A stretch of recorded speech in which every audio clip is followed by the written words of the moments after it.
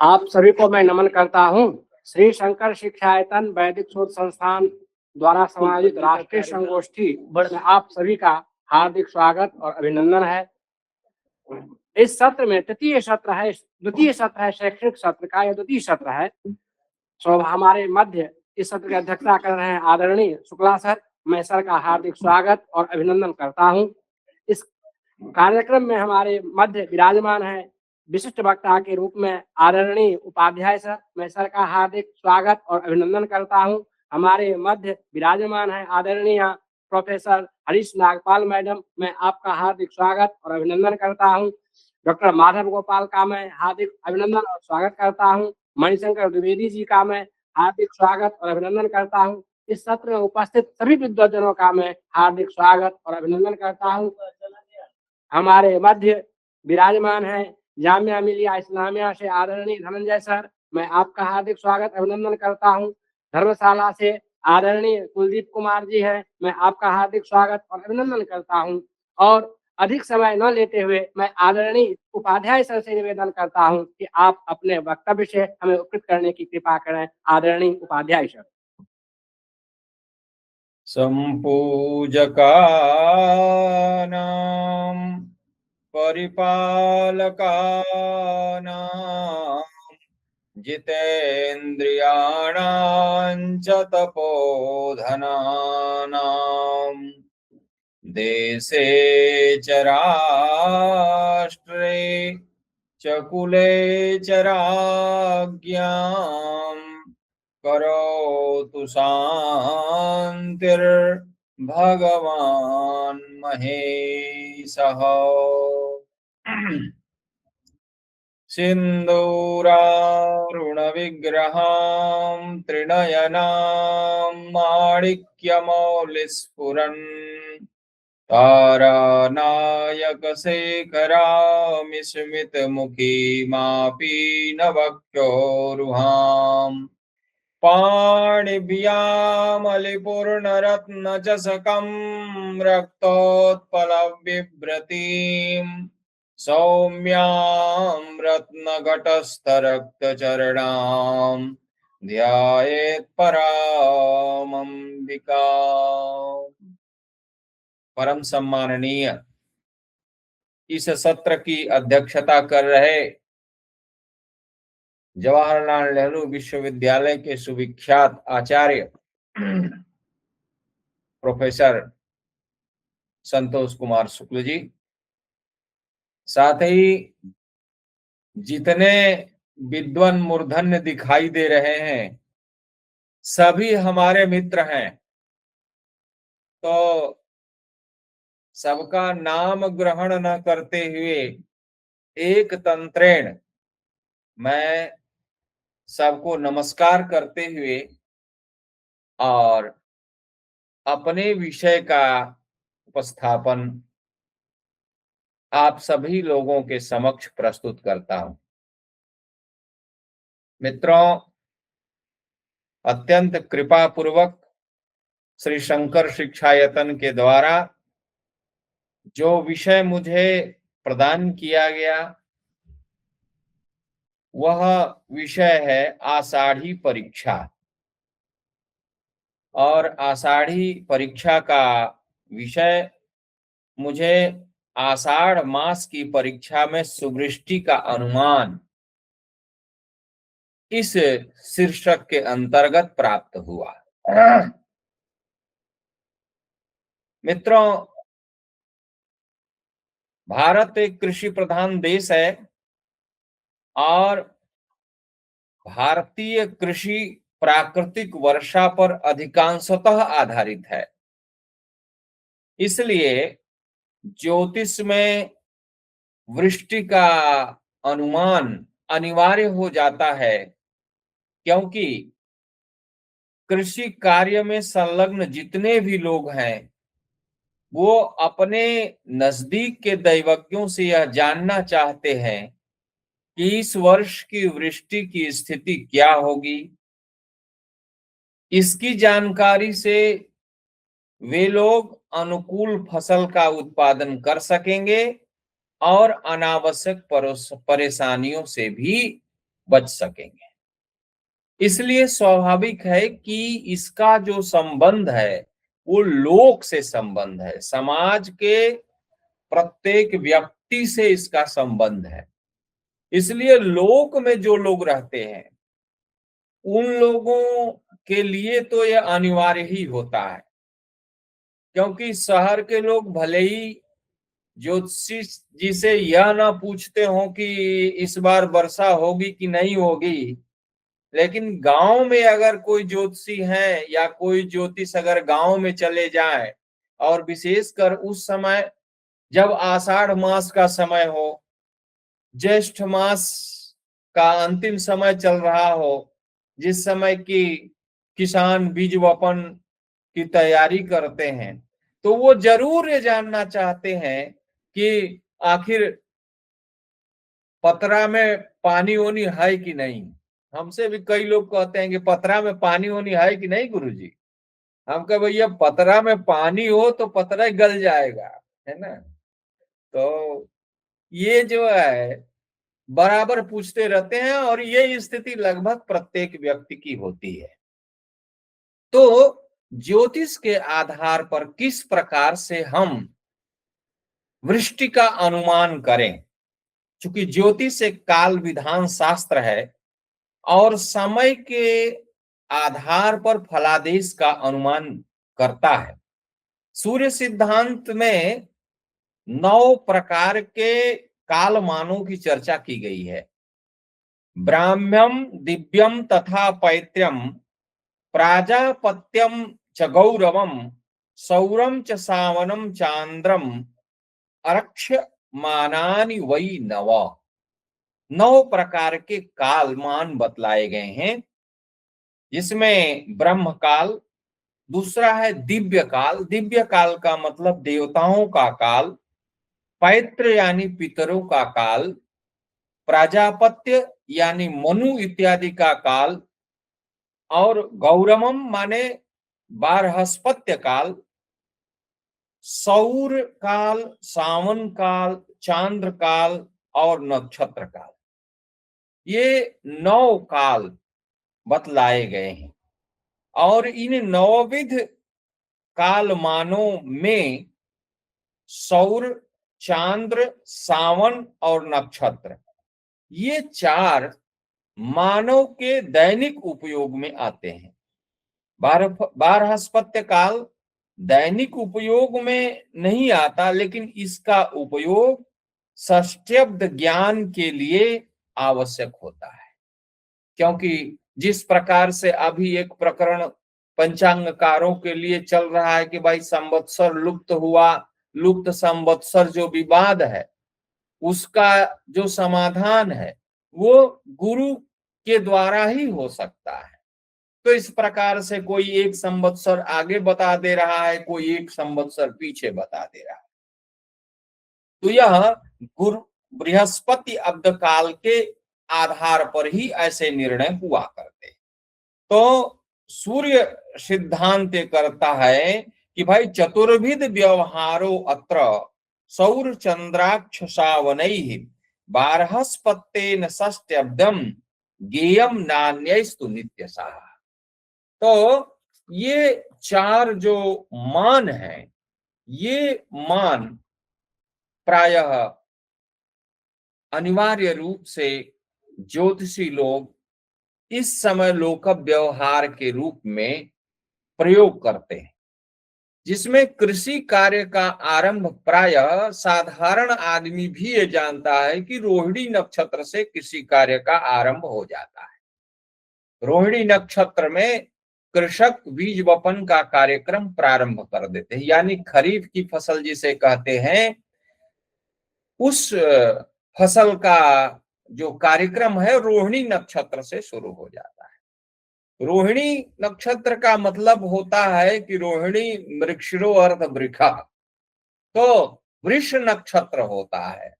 तो वृष राशि होती, वृष का मतलब हो गया कि लगभग वो ज्येष्ठ मास होता है, क्योंकि वैशाख जो है वो मेष का महीना है और वृष जो है वो ज्येष्ठ है।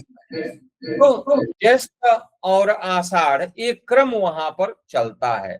उसके बाद रोहिणी के बाद मृगशिरा नक्षत्र आती है। मृगशिरा नक्षत्र में तपन ज्यादा होता है, तो कृषक उसको भी कहते हैं कि भाई मृगडाह चल रहा है। मृगडाह चल रहा है मतलब उसका एक अनुमान लगाते हैं कि फसल कैसी होगी। अगर मृगशिरा नक्षत्र में तपन बढ़िया हो गया तो कृषक ये कहते हैं कि फिर फसल अच्छी होगी, क्योंकि उसमें जितने कृषि के लिए हानिकारक जीव तत्व हैं वे सभी तत्व उस गर्मी में, उस उष्णता में समाप्त हो जाते हैं, नष्ट हो जाते हैं। इसलिए फसल को नष्ट करने के लिए जो जीव जंतु पाए जाते हैं उनमें कमी हो जाती है, उनमें रिक्तता हो जाती है, अल्पता हो जाती है। तो इसलिए मृगशिरा नक्षत्र का भी मान है। उसके बाद आर्द्रा नक्षत्र आती है। आर्द्रा नक्षत्र में प्रायः आषाढ़ आ जाता है। आषाढ़ मास में प्रायः आर्द्रा नक्षत्र का प्रभाव दिखने लगता है, ये सब लोग जानते हैं। सूर्य का प्रवेश यदि आर्द्रा नक्षत्र के साथ होता है तो उससे जो है अनुमान लगाना शुरू कर देते हैं और हमारी फसल कैसे होगी इसका वो वर्णन करते हैं। अब इसमें एक ग्रंथ मुझे एक मित्र ने भेजा, क्योंकि मैं सोच रहा था कि कादम्बरी ग्रंथ पर चर्चा के लिए कोई अन्य ग्रंथ भी होना चाहिए। तो मुझे एक बहुत अच्छा ग्रंथ मेरे मित्र बड़हलगंज गोरखपुर के नेशनल पीजी कॉलेज के भाई योगेंद्र तिवारी जी ने भेजा, और उन्होंने जो ग्रंथ भेजा उस ग्रंथ का नाम मयूर चित्रकम है। मयूर चित्रकम जो है नारदीय ग्रंथ है, उस ग्रंथ का मैंने अवलोकन किया और उस ग्रंथ में मुझे बहुत सारी सामग्रियां मिली। और उसी क्रम में जो सूर्य का आर्द्रा नक्षत्र में प्रवेश है वहां पर नारद जी कहते हैं कि तृतीया, चतुर्थी, अष्टमी, नवमी, चतुर्दशी इन तिथियों को छोड़ करके यदि अन्य तिथियों में आर्द्रा नक्षत्र का आर्द्रा नक्षत्र में सूर्य का प्रवेश यदि होता है तो वहां वह वर्ष या वह समय, आगे का भी समय लाभदायक होगा कृषकों के लिए, यानी वृष्टि अच्छी होगी, कहने का यह तात्पर्य है। साथ ही मैंने इस अपने शोध निबंध को तैयार करने में मैंने पर्जन्य सूक्त को देखा, क्योंकि पर्जन्य सूक्त में पर्जन्य पर विधिवत विचार किया है। प्रवाता वान्ति पतयन्ति विद्युत उदोस घीर जिहते पिन्वते स्वाहा इरा विश्वस्मयी भुवनाय जायते यत पर्जन्यः पृथ्वीं रेतसाविति। किस प्रकार से पर्जन्य का जो प्रथम प्रकरण शुरू होता है वो इसके मंत्र में आता है कि प्रवाता वान्ति, वायु, अर्थात वायु ही कारण है पर्जन्य का। और जब हम साम विधान ब्राह्मण पढ़ते हैं तो साम विधान ब्राह्मण का प्रथम सूत्र आता है ब्रह्म हवा इदमग्र आसीत तद तस्य तेजो रसो अत्यरिच्यत। तो वहां तेज की बात आती है, वहां रस की बात आती है और रस से वहां पर्जन्य की व्याप्ति होती है, वहां ये सारी चीजें दिखाई देती है। जो कि उद्घाटन सत्र में बातें चल रही थी उसका जो संबंध है वह इस मंत्र से संबंधित दिखता है, क्योंकि उसमें यस्य व्रते पृथ्वी नन्नमेति, जिससे पृथ्वी अन्न से परिपूर्ण हो जाती है। पृथ्वी अन्न से परिपूर्ण सस्य श्यामला पृथ्वी कब होगी? जब वृष्टि का उचित समय पर या वृष्टि का बराबर प्रभाव उसको मिलता रहेगा।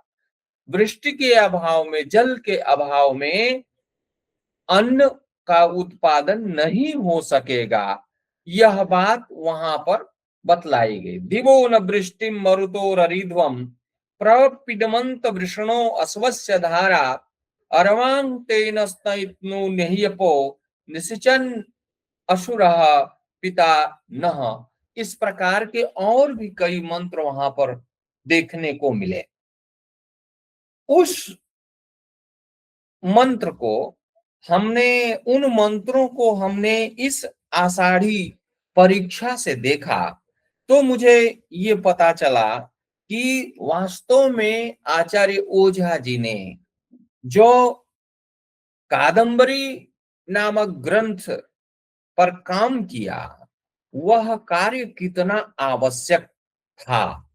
क्योंकि वह कार्य यदि वो नहीं किए होते तो हम आज जो कुछ भी अनुमान के आधार पर आगे क्या होगा, क्योंकि भविष्य के कथन का यह एक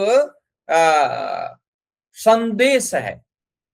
अब हम अगर अनुमान पर विचार करें तो अनुमान के विचार में एक बहुत बड़ा नाम आता है जिसे घाक कहते हैं। घाक ने कृषि के ऊपर इतना काम किया है, इतना काम किया है कि अगर उसको देखा जाए तो उनका प्रायः कृषकों को उनका वचन कुछ कंठ रहता है।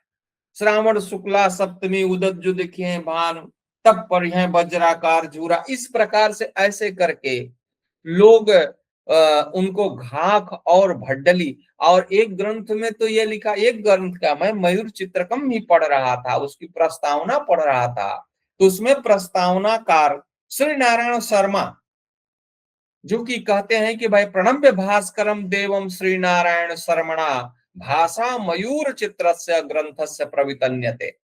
तो वहां पर वो भड्डली पुराण कहते हैं कि ये भड्डली पुराण है। माने जो घाक और भड्डली की जो बातें हैं, जो कृषकों को आज भी याद रहती हैं कि यार यह हवा चल रही है तो इसका मतलब पानी नहीं बरसेगा, यह हवा चल रही, अभी बादल बहुत घनघोर हुआ है और पता चला कि ये उत्तर वाली हवा चल गई या पश्चिम वाली हवा चल गई, तब कृषक लोग कहते हैं कि नहीं नहीं नहीं, पानी नहीं बरसेगा। अब वहां अगर सामान्य आदमी हो तो ये कहेगा कि अरे इतना घनघोर चारों ओर से बदरी है, आप कह रहे हैं पानी नहीं बरसेगा, आप कैसे बोल दिए? कह हवा चल गई ना, हवा का रुख देख करके मैंने ये बोल दिया कि ये बादल जो है कहीं अन्यत्र चला जाएगा, यहां पर वृष्टि नहीं होगी। तो इस प्रकार का अनुमान आज भी काम करता है, और आज बहुत से अनुमानी जो लोग हैं वो कृषि में अच्छा काम भी कर रहे हैं, यह देखने को मिलता है।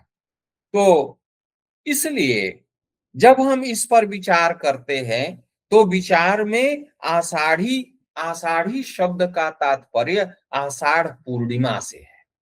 पूर्णिमा जब होती है तो उस मास के लिए, जैसे माघ मास की पूर्णिमा हो तो माघी, चैत्र मास की पूर्णिमा हो तो चैत्री, तो इस बैसाख की बैसाखी, तो इस प्रकार से आषाढ़ी पूर्ण, जेठ की जेठी ये कहते हैं, ये सब लोग जानते हैं। तो आषाढ़ी परीक्षा जो चैप्टर है, जो शीर्षक है, उस शीर्षक से यह तात्पर्य हो रहा है कि आषाढ़ मास की पूर्णिमा तिथि को अनुमान करके, देख करके हम फसल का अनुमान लगा सकते हैं कि हम किस प्रकार से फसल को उगा पाएंगे, अब कौन सा फसल हमारे लिए लाभकर होगा, ये वहां पर वर्णन करते हैं। और उसमें जब वर्णन करते हैं तो जैसे यहाँ पर वर्णन करते हैं कि गर्भा पुष्टिकरा सर्वे सुयोगा विलयंगता आषाढ़्याम तु विनष्टायाम सर्वमेवा शुभम भवे। यहाँ गर्भनाश करा सर्वे कुयोगा विलयंगता यदि आषाढ़ी शुभा जाता तदा सर्वम शुभम भवेत्।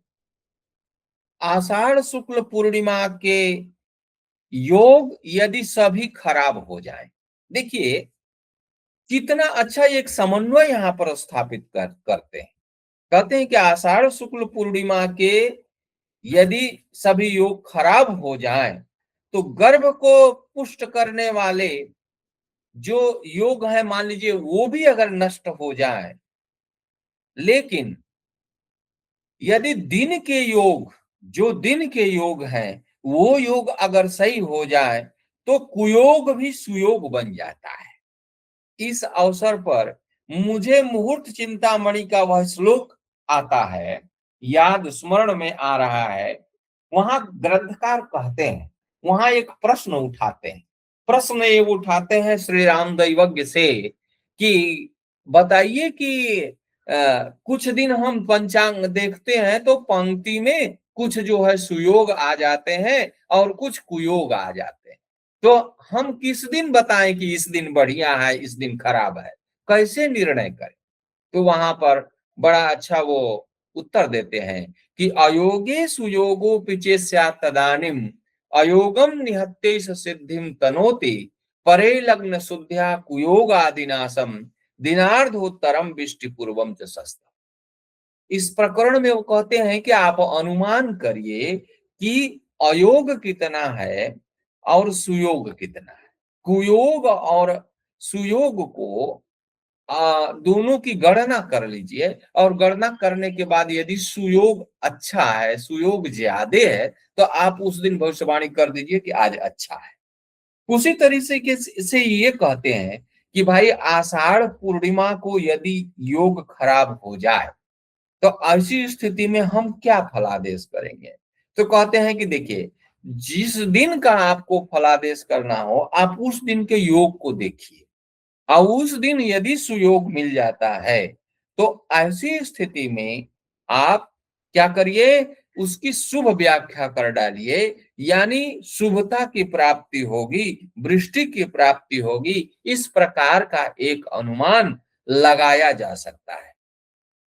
आषाढ़े पूर्णिमायाम तु यद इंदु ग्रहणम भवेत मासे अर्ध पंचमे सर्व द्रव्याणाम ही महार्घता।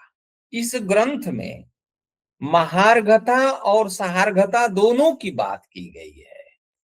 इसमें सस्ती और महंगी दोनों बातें की गई हैं, क्योंकि कृषक का सीधा संबंध ये होता है कि फसल का उत्पादन तो हो जाएगा, लेकिन उस फसल का मूल्य यदि सही नहीं होगा तो हमारे अधिक उत्पादन करने का भी क्या लाभ होगा। तो इसलिए वहां पर ये विचार करते हैं, कोई भी कृषक ये विचार करता है कि हम कौन सी फसल निक्षेप करें, कौन सी फसल बोएं जिस फसल का उत्पादन अधिक हो और उसका मूल्य भी अधिक हो, उसका अच्छा मूल्य मिले। ऐसा नहीं है कि वस्तु तो अधिक हो रही है, लेकिन यदि मूल्य उसका अच्छा नहीं हो रहा है तो फिर उसको हम बो करके या उसमें परिश्रम करके हम क्या फल प्राप्त कर सकेंगे। इसलिए वहां ये विचार करते हैं कि आषाढ़ी से, आषाढ़ मास की पूर्णिमा से हम वस्तुओं के मूल्य का भी विचार कर लेंगे कि वस्तु सस्ती होगी या महंगी होगी। साथ ही यह भी विचार कर लेंगे कि वृष्टि कैसे होगी, और उस वृष्टि में कई प्रकार के विचार आते हैं। जैसे कहते हैं कि भाई यदि आपको वृष्टि का विचार करना हो तो वहां पर एक प्रकरण देते हैं मयूर चित्रकम में, और मयूर चित्रकम में जो प्रकरण देते हैं उस प्रकरण को जब मैं इससे मिलाता हूं तो मुझे ये बहुत ही अच्छा लगता है कि कितने अच्छे तरीके से आचार्य ने सामंजस्य बैठाया है, कैसे उसको आचार्य ने व्याख्या के रूप में लिया है। वहां स्पष्ट करते हैं, ज्येष्ठ मास से ही वो शुरू करते हैं कि ज्येष्ठ मासे नवरक्षाणी रौद्रादीन विलोकयेत निरभ्रैर जल संपत्ति ही साभ्रैर गेयम अवर्षण। कहते हैं कि ज्येष्ठ मास में आर्द्रा आदि 9 नक्षत्रों तक जो आकाश निर्मल रहे तो वर्षा अधिक होगी, और बादल होवे तो वृष्टि नहीं होगी। जिस दिन बादल हो वही नक्षत्र समझिए कि नहीं बरसेगी, इस प्रकार का अनुमान वहां पर करते हैं। ज्येष्ठ शुक्ल सप्तम्यां श्रूयते घन गर्जितम मेघश्छन्न नभो वापि वायुर्वहति दक्षिणः तिलस्य संग्रह कार्यो विकृते कार्तिके धनम।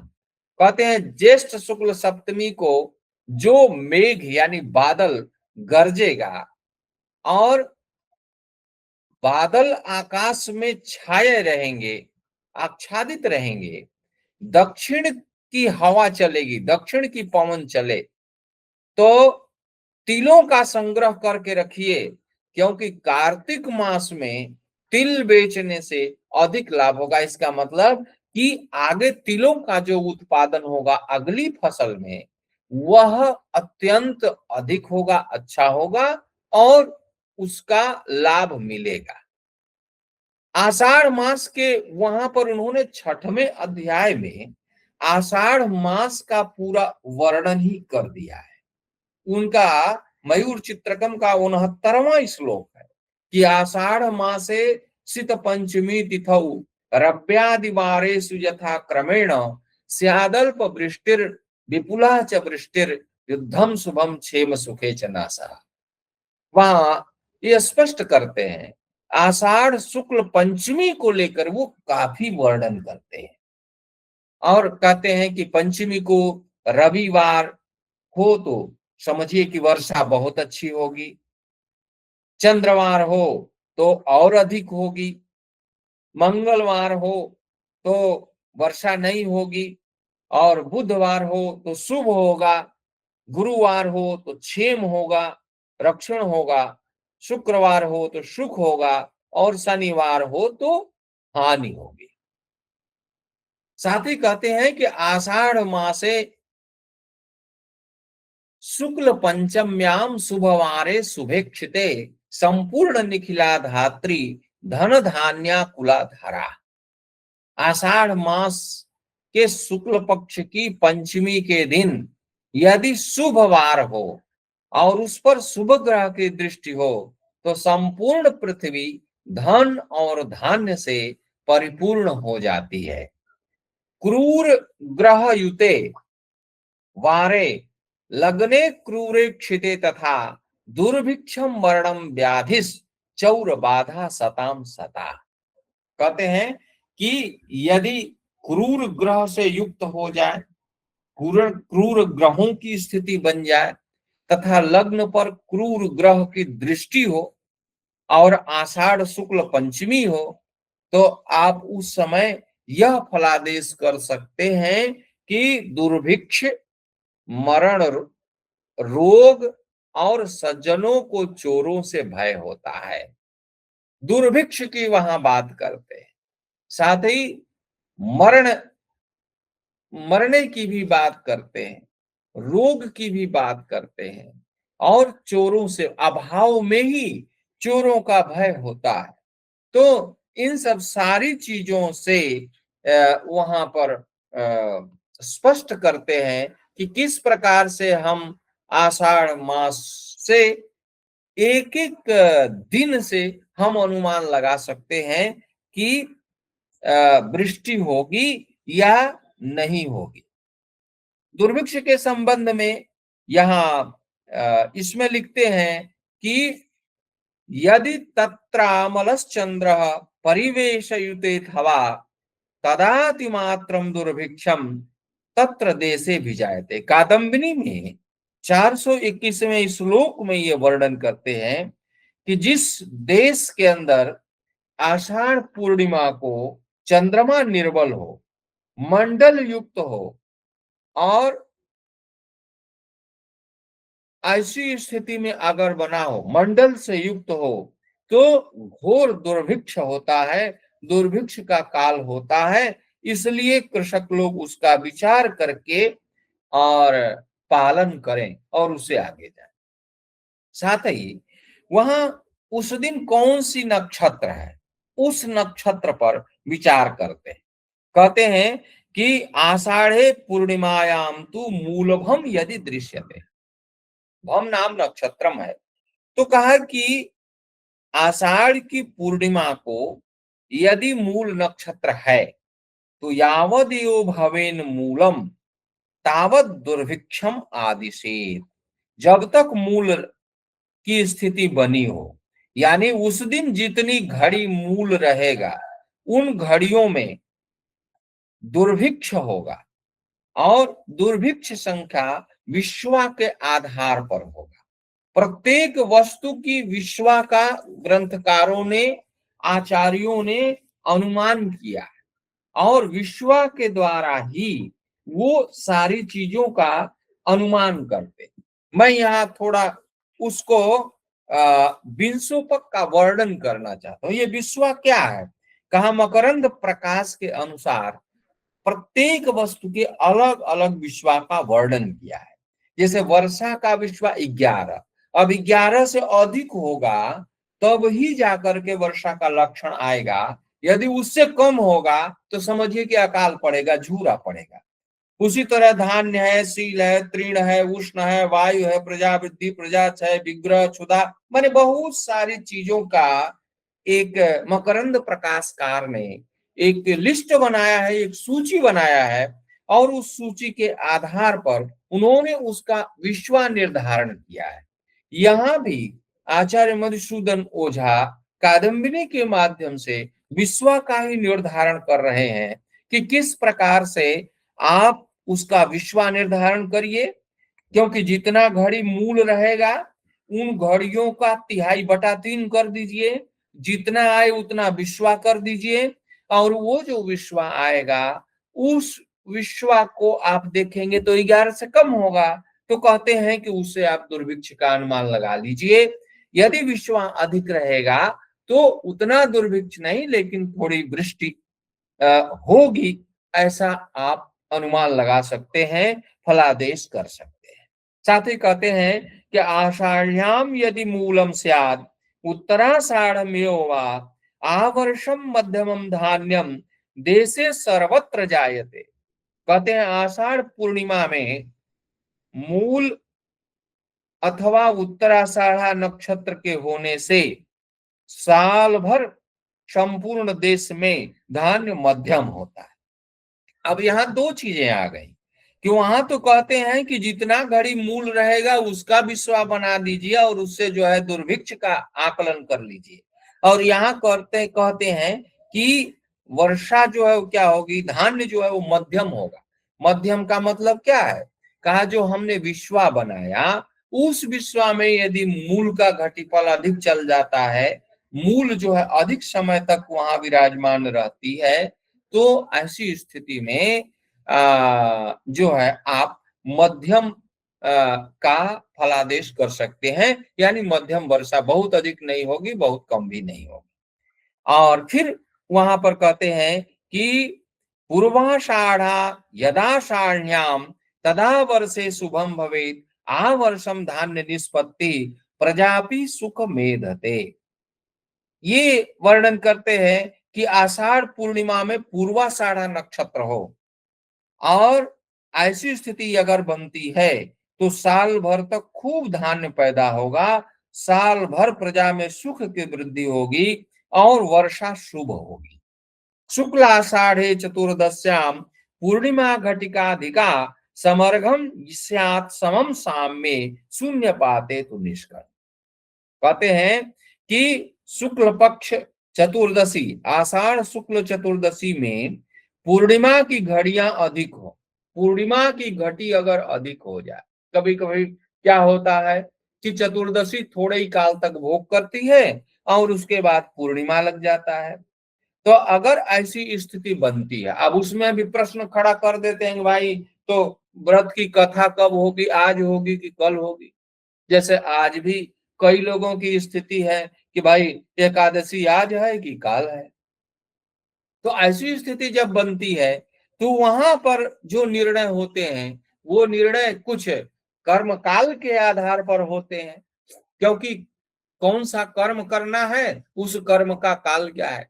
अब पहले जो लोग पूछते थे लोगों का प्रश्न दूसरा होता था कि गुरुजी या पंडित जी ये बताइए कि मुझे सत्यनारायण भगवान की कथा करानी है तो किस दिन करा है। और आज पूछते हैं पूर्णिमा कब है, तो पंडित जी बता देते हैं पूर्णिमा आज भी है, पूर्णिमा कल भी है।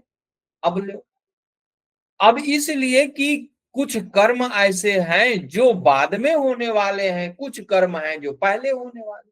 अब सत्यनारायण भगवान की कथा करनी है, पूर्णिमा का विचार करिएगा तो उस पूर्णिमा में धर्मशास्त्र के अनुसार सायंकालीन पूर्णिमा का विचार किया जाएगा। स्नान दान करना है तो उस पूर्णिमा में सूर्योदय कालीन पूर्णिमा का विचार किया जाएगा। तो पंडित जी ने विचार बता दिया कि पूर्णिमा तुम सत्यनारायण भगवान की कथा करानी है तो आज हुई, स्नान दान करना है तो कल हुआ। अब लोग कह ले 2 दिन पूर्णिमा हो गई, यहाँ भी गड़बड़ हो गया वहां भी गड़बड़। तो जब प्रश्न ही गड़बड़ करेंगे तो उत्तर गड़बड़ आएगा, कंफ्यूज तो हो ही जाएंगे। तो वहां पर ये निर्णय ये करते हैं कि किसी भी चीज को उसके कर्म के आधार पर आप उसको समझिए। शुक्लाषाढ़े चतुर्दश्याम पूर्णिमा घटिकाधिका समर्घम स्यात् समम साम्ये शून्य पाते तो निष्फलम। तो कहते हैं कि वहां पर यदि आषाढ़ शुक्ल चतुर्दशी में पूर्णिमा की घड़ियां अधिक हो तो महंगाई रहती है अथवा भाव स्थिर रहता है, समान होने से समानता रहती है। और यदि चतुर्दशी में पूर्णिमा की घड़ियों का सर्वथा अभाव हो तो धान्य प्राप्ति का भी सर्वथा अभाव होता है। अर्थात चतुर्दशी में पूर्णिमा की घड़ियां जितना अधिक हो उतना ही अच्छा हो। ये आषाढ़ पूर्णिमा के बारे में ऐसा इन्होंने निर्देश किया है। साथ ही वो कहते हैं आषाढ़ पूर्णिमायास्तु यदि वृद्धि प्रजायते मासमेकम समर्घम स्यात् पश्चात अन्न महर्घता। कहते हैं कि आषाढ़ पूर्णिमा की वृद्धि, अर्थात वृद्धि का मतलब क्या है, वृद्धि का मतलब है कि तिथियां बढ़ जाती है। एक ही तिथि 2 दिन हो गई, एक ही तिथि 2 दिन क्यों हुई, क्योंकि उस तिथि में सूर्योदय नहीं हुआ। तो इसलिए ऐसी स्थिति में जो तिथि वृद्धि का जो क्रम बनता है, दो दिन तिथि हो जाती है। तो 2 दिन के तिथियों में क्या निर्णय होगा, तो यहाँ पर स्पष्ट रूप से ये लिखते हैं कि आषाढ़ी पूर्णिमा की वृद्धि अर्थात इस तिथि के 2 होने से 1 मास तक मूल्य स्थिर रहता है और उसके पीछे अन्न का भाव तेज होता है। आषाढ़्याम षष्टिमानायाम यावत् संवत्सरम शुभम 63 घटिभिः षण्मासान तदर्धेन तदर्धके। आषाढ़ी पूर्णिमा के दिन यदि यह तिथि 60 घड़ी की हो, पूर्णिमा 60 घड़ी की हो, 60 घड़ी यानी पूर्ण रूप से चतुर्विंशति होरा पर्यंत यदि पूर्णिमा रहती है तो वर्ष भर के लिए शुभ होगा। और 30 घड़ी है तो षण्मासान 6 महीने के लिए, 15 घड़ी हो तो 3 महीने के लिए। इसमें भी यदि कम हो तो दुख ही समझना, किंतु वायु और बादलों के योग से फल कुछ घट बढ़ जाता है। देखिए नक्षत्रों के आधार पर कादम्बिनी में वर्णन है और आचार्य इस बात की ओर इंगित करते हैं कि नक्षत्रों और योगों का जो फल है वह तो घटित हो रहा है, लेकिन साथ ही साथ यदि आपको लक्षण दिखाई दे रहे हैं तो उस लक्षण को भी आप ये नहीं कह सकते, डिनाई नहीं कर सकते कि नहीं नहीं आज ये योग है, आज वृष्टि होगी ही नहीं। यदि लक्षण बन गया तो वृष्टि होगी, क्योंकि पूर्ण वृष्टि योग है, खंड वृष्टि योग है। कहते हैं आजकल वाहन का बहुत विचार करते हैं कि भाई ये नक्षत्र है तो इस नक्षत्र का वाहन क्या है। वाहन के आधार पर वो निर्धारण करते हैं कि यदि वाहन जलीय है, जल वाला वाहन है तो कह देंगे कि हाँ हाँ इसमें जल का प्रभाव रहेगा। और जल वाला वाहन नहीं है, यदि शुष्क स्थल पर रहने वाला वाहन है तो कह देंगे कि जल का अभाव रहेगा। तो जल के प्रभाव और जल के अभाव की बात जो है वो यहाँ पर आचार्य स्पष्ट करते हैं कि भाई वायु और बादलों के योग से फल कुछ घट बढ़ जाता है, इसलिए इसका विचार करना चाहिए। और विचार करके ही इसका निर्णय करना चाहिए। और इसमें चंद्रमा का विचार उन्होंने किया है और कृष्ण पक्ष से ही वो विचार करने लगते हैं। कृष्ण पक्ष में विचार करते हैं ये मयूर चित्रकम के आचार्य। वो क्या कहते हैं कि उसी आषाढ़ कृष्णाष्टमी को जो रात्रि में चंद्रमा निर्मल हो, चंद्रमा में छिद्र दिख पड़े तो वर्षा नहीं होए, ऐसा कहना। तस्यामेव तदा रात्रौ निर्मलम सशिलांचनः दृश्येत छिद्र संतृप्तस् तदा वाच्यम अवर्षणम। ये फलादेश वहां पर करते हैं। इसके साथ ही साथ बहुत सारा विधान बताते हैं और इसमें जितने भी श्लोक हमने देखे हैं, इन सभी श्लोकों में जो हमें प्रासंगिकता समझ में आ रही है, एक एक श्लोकों का बढ़िया तरीके से अगर अवलोकन किया जाए तो निश्चित रूप से जो हमारा कृषि कार्य है वह कृषि कार्य किस प्रकार से उत्तम होगा। और साथ ही साथ कृषि नहीं बल्कि वनस्पतियों की बात, जैसा पर्जन्य सूक्त कर रहा था कि किस प्रकार से हम वनस्पतियों को भी समृद्ध और पुष्ट कर पाएंगे। जब वर्षा नहीं होगी तो वनस्पतियां भी पुष्ट नहीं होगी। तो इसलिए और उसके साथ ही साथ कहते हैं कि आषाढ़ी पूर्णिमा को रात दिन पूर्व की हवा चले, पूर्वी हवा, तो वर्षा अच्छी होगी। लेकिन मरुस्थल, मरुस्थल यानी मारवाड़ क्षेत्र और गुर्जर यानी गुजरात क्षेत्र, इन क्षेत्रों में वृष्टि अच्छी नहीं होगी। तो क्षेत्र के आधार पर ही भी यहाँ पर जो है वो व्याख्यान करते हैं और उसमें बादलों को और हवाओं को पूरा तरीके से योगदान करते हैं। और मैं तो देखता हूं कि जो लोक में घाघ और भंडरी जो प्रसिद्ध है, उनका भी बहुत अच्छा अनुमान निकलता है। और इससे भी उसका अनुमान अगर लिया जाए तो वह अनुमान भी बहुत सटीक दिखाई देता है और बहुत जगह पे अच्छा दिखाई दे रहा है। तो इस प्रकार से इस में जो और भी बातें आई हैं, उन बातों का भी समन्वय ज्योतिष की दृष्टि से हमने देखा है कि किस प्रकार से यह एक ऐसा शास्त्र है जिसका अध्ययन करने से हम काफी अपने को और समृद्ध बना सकते हैं। क्योंकि हमारे यहाँ तो भाई कहते हैं कि भाई यद्यपि शुद्धम लोक विरुद्धम नाचरणी। तो कहते हैं कि शुद्ध है, देखने में सब कुछ बढ़िया है, शास्त्रगत है, लेकिन लोक में उसकी क्या स्थिति है, लोक में वो करणीय है कि नहीं है, तो लोक को भी देखना पड़ेगा। तो यहाँ जो आषाढ़ी परीक्षा नामक ग्रंथ है, यह ग्रंथ स्वयं शास्त्र की बात तो बताता ही है, लेकिन ये कहता है कि केवल शास्त्र के ही आधार पर आप फलादेश मत करो।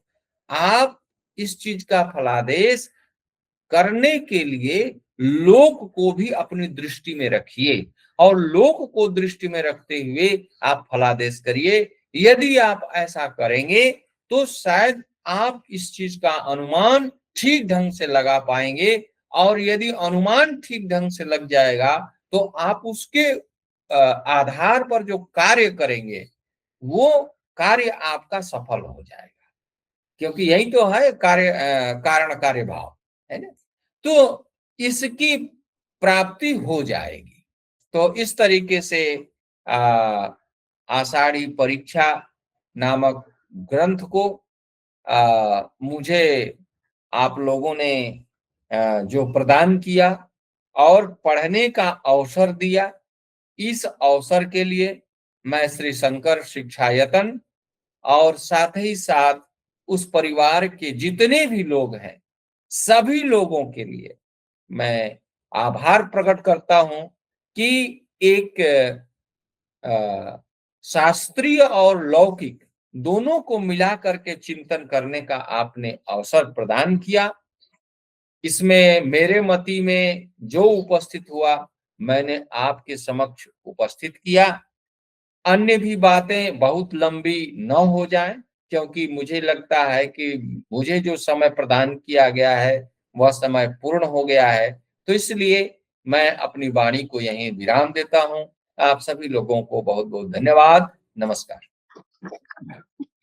बहुत बहुत आभार सर। आपने आषाढ़ परीक्षा पर अपना व्याख्यान, अद्भुत व्याख्यान आपने प्रस्तुत किया और आप प्रारंभ से ही कहा था कि मैं आऊँगा समय से। आपने जैसे कहा वैसे आपने किया। ऑनलाइन ही आज में ही आपने कहा था।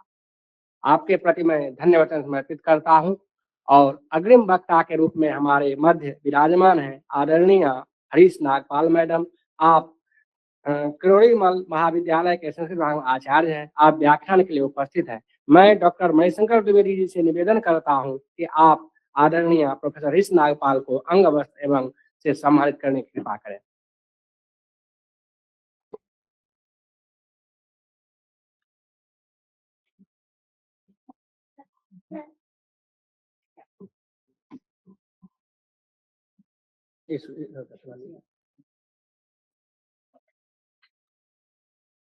झोला लो।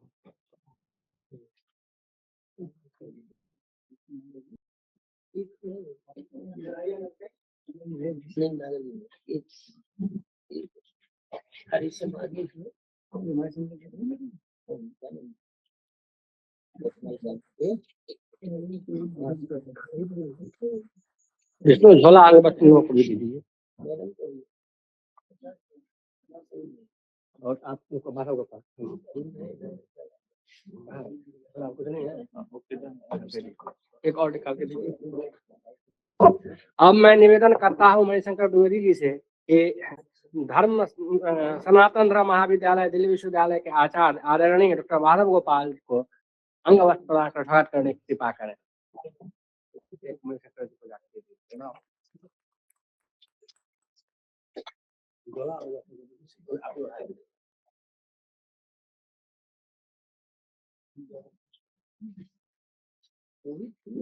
आदरणीय अब मैं आदरणीय हरीश नागपाल मैडम से निवेदन करता हूँ कि आप अपने व्याख्यान से हमें उपस्थित करने की कृपा करें। ओम अष्टौ मासान् निपीतं यद् भूम्या उदमयं वसु स्वगोभिर्मुक्तिमारेभे पर्जन्यः काल आगते। प्रस्तुत शोध पत्र में आचार्य मधुसूदन ओझा के कादम्बिनी ग्रंथ में वर्णित मार्गशीर्ष मास के आधार पर वर्षा के अनुमान पर प्रकाश डाला गया है। प्रमाण रूप में श्रीमद् भागवत महापुराण, श्रीमद् वाल्मीकि रामायण, श्रीमद् भगवद गीता व वृष्टि संबंधित विविध ज्योतिषीय ग्रंथों के वचनों को उद्धृत किया गया है।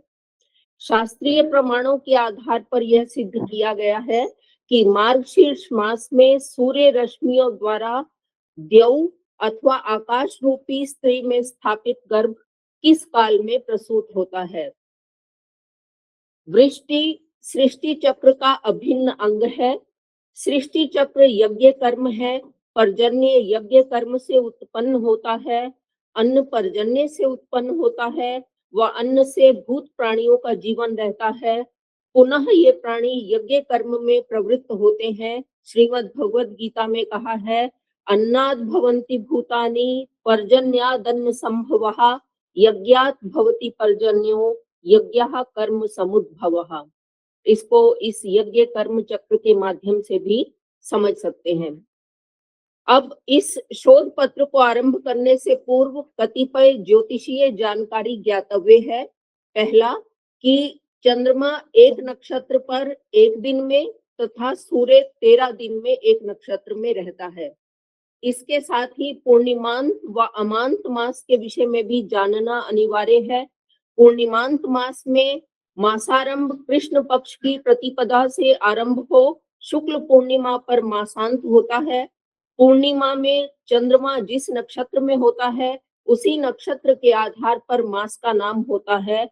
यथा पूर्ण चंद्रमा यदि मृगशिरा नक्षत्र में होने पर मास मार्गशीर्ष कहलाता है। इसके विपरीत अमांत मास पूर्णिमांत मास से 15 दिन पीछे से आरंभ होता है। इसमें मासारंभ शुक्ल प्रतिपदा से आरंभ हो अमावस्या पर मासांत होता है। सामान्यतः उत्तर भारत में पूर्णिमांत व दक्षिण भारत में अमांत मास प्रचलन में है। इन दो प्रकार के मासों के प्रचलन से शुक्ल पक्ष तो दोनों ही का एक मिल जाता है, परंतु कृष्ण पक्ष में एक मास का भेद हो जाता है। कारण कृष्ण प्रतिपदा से मासारंभ मानने वाले जहाँ चैत्र कृष्ण लिखते हैं, उसी को शुक्ल प्रतिपदा से मासारंभ मानने वाले फाल्गुन कृष्ण लिखते हैं। परिणामतः एक मास के अंतर से वृष्टि फल की घोषणा में जो है वो भेद आ जाता है।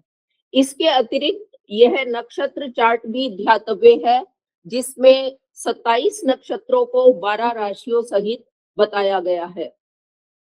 अग्नि सोमात्मकम जगत, श्रुति वाक्यानुसार संसार अग्नि व सोममय है तथा अग्नि में सोम का आहूत होना यज्ञ कहलाता है।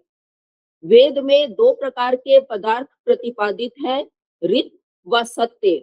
इन दोनों पदार्थों में मूलभूत अंतर यह है कि सत्य पदार्थ केंद्र युक्त होता है यथा अग्नि, तथा ऋत पदार्थ अग्नि से विरुद्ध अवस्था वाला केंद्र रहित होता है यथा सोम।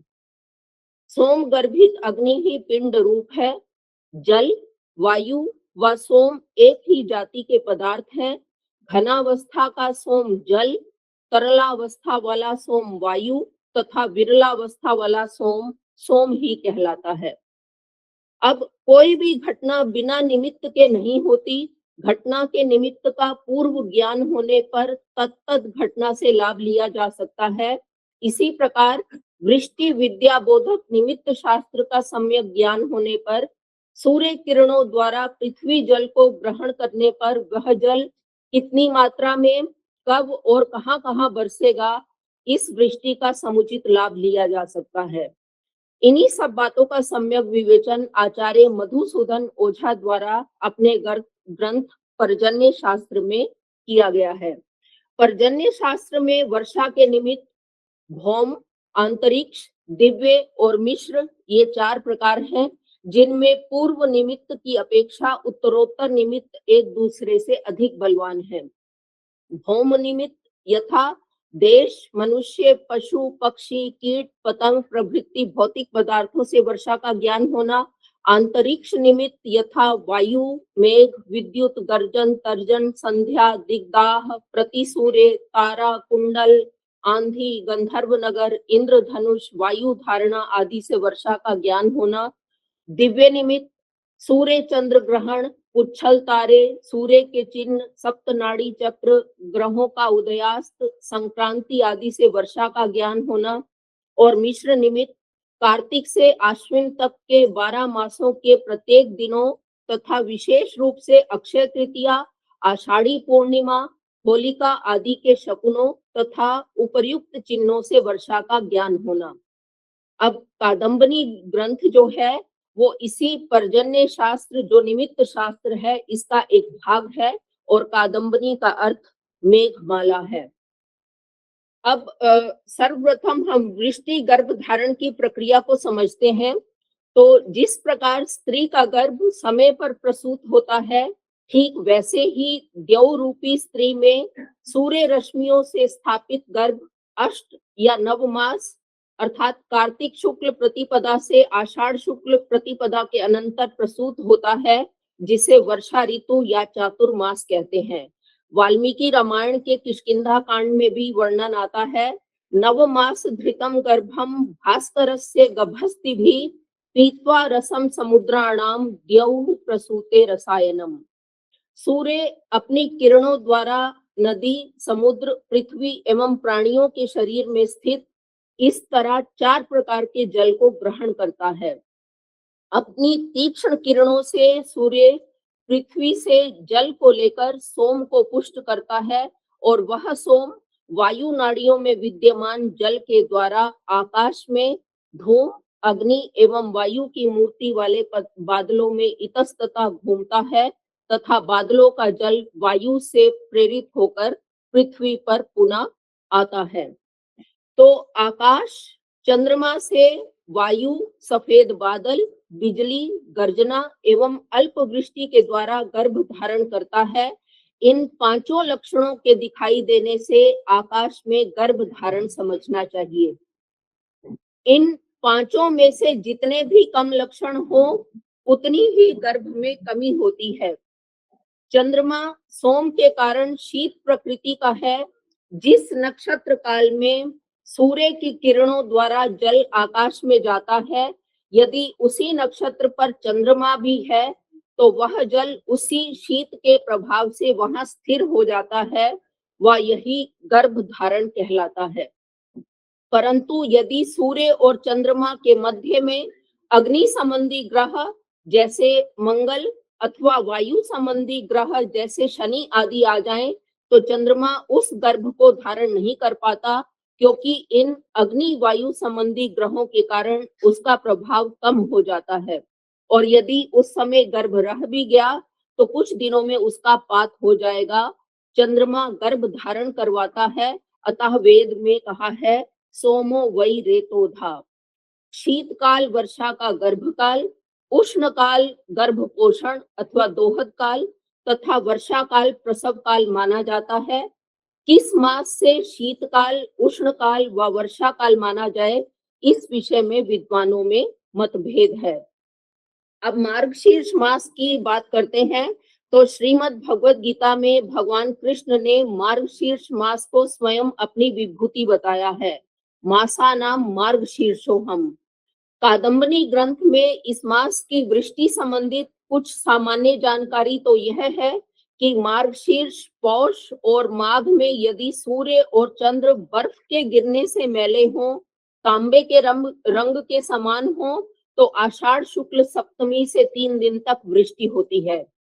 मार्गशीर्ष में भी संक्रांति प्रवेश के दिन वर्षा के होने से साधारण धान्य उत्पन्न होता है व पौष मास में सस्ताई रहती है।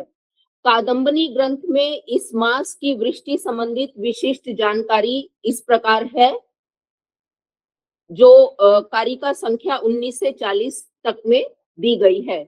सर्वप्रथम मार्गशीर्ष शुक्ल पक्ष की बात करते हैं तो प्रतिपदा तिथि में यदि बिजली, गर्जना और वर्षा ना हो तो गर्भ संपन्न समझना चाहिए। द्वितीया से 11 दिन तक गर्भ धारण का समय है। जिस नक्षत्र में वहां वृष्टि हो वहां उसी नक्षत्र पर सूर्य के आने पर वर्षा होगी। द्वितीया तिथि में यदि पवन चले व शनिवार भी हो तो वह वर्ष मनुष्यों के लिए क्लेश देने वाला होता है। दशमी तिथि संपूर्ण दिन उत्तर पवन चले तो गर्भ धारण हुआ समझना चाहिए। दशमी तिथि को यदि मेघ गर्जना हो तो ज्येष्ठ या श्रावण कृष्ण और प्रचलित व्यवहार से आषाढ़ कृष्ण या भाद्र कृष्ण में वर्षा होती है। द्वादशी व अमावस्या को यदि प्रतिदिन वर्षा हो तो वर्षा ऋतु में अच्छी वर्षा होती है।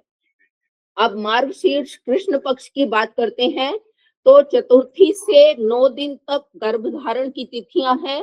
गर्भ के पूर्वोक्त लक्षण दिखने से आषाढ़ शुक्ल में निश्चित वर्षा होती है। मघा नक्षत्र के दिन विद्युत सहित कृष्ण मेघ दिखने पर आषाढ़ शुक्ल चतुर्थी को निश्चित वर्षा होती है। चतुर्थी को आश्लेषा नक्षत्र में, पंचमी मघा नक्षत्र में और षष्ठी पूर्वा फाल्गुनी नक्षत्र में पूर्वोक्त 5 प्रकार से गर्भ धारण होने पर आषाढ़ में पूर्वा फाल्गुनी नक्षत्र आने पर 3 रात्रि तक वृष्टि होती है। सप्तमी को उत्तर फाल्गुनी नक्षत्र में, अष्टमी को हस्त नक्षत्र में और नवमी को चित्रा नक्षत्र में, आषाढ़ में अष्टमी को स्वाति नक्षत्र के आने से 3 रात्रि पर्याप्त वृष्टि होती है। और यह जो स्वाति नक्षत्र आषाढ़ शुक्ल अष्टमी को कभी कभी आता है, प्रायः यह प्रतिवर्ष नवमी, जिसको भदरिया नवमी, भडल्या अथवा भड़ली नवमी को भी कहा जाता है, को ही आता है। भदरिया नवमी के बाद चातुर्मास प्रारंभ हो जाता है, जिसके पश्चात अगले 4-5 मास तक कोई शुभ कार्य नहीं किया जाता तथा भदरिया नवमी किसी भी शुभ कार्य के लिए उत्तम होती है। सप्तमी तिथि को अर्धरात्रि में गर्जना होना उत्तम है और श्रावण मास में वर्षा होती है। और अष्टमी तिथि को विद्युत चमकने से श्रावण मास में वर्षा होती है। अष्टमी को पूर्व दिशा की वायु से सुभिक्ष होता है। अष्टमी पूर्व दिशा से अतिरिक्त अन्य दिशाओं की वायु से दुर्भिक्ष होता है। अष्टमी में स्वाति नक्षत्र का योग होने पर यदि मेघ दिखाई दे, अष्टमी में चित्रा नक्षत्र का योग होने पर यदि मेघ दिखाई दे और सप्तमी में ईशान कोण में पर्याप्त कृष्ण मेघ हो तो क्रमशः आषाढ़ मास में स्वाति नक्षत्र के दिन वृष्टि होगी और आषाढ़ मास में चित्रा नक्षत्र के दिन वृष्टि होगी और उस वर्ष वृष्टि वायु कम होती है। नवमी ईशान कोण में पर्याप्त कृष्ण मेघ हो तो उस वर्ष वृष्टि या वायु कम होती है।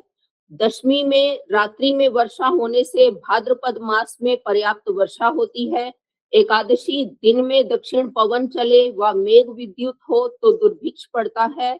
दशमी में चित्रा नक्षत्र में गर्भ रहे तो आषाढ़ मास में इसी नक्षत्र के आने पर 3 रात्रि पर्यंत वृष्टि होती है। एकादशी में स्वाति नक्षत्र में गर्भ रहे तो आषाढ़ मास में इसी नक्षत्र के आने पर 3 रात्रि पर्यंत जो है वर्षा होती है।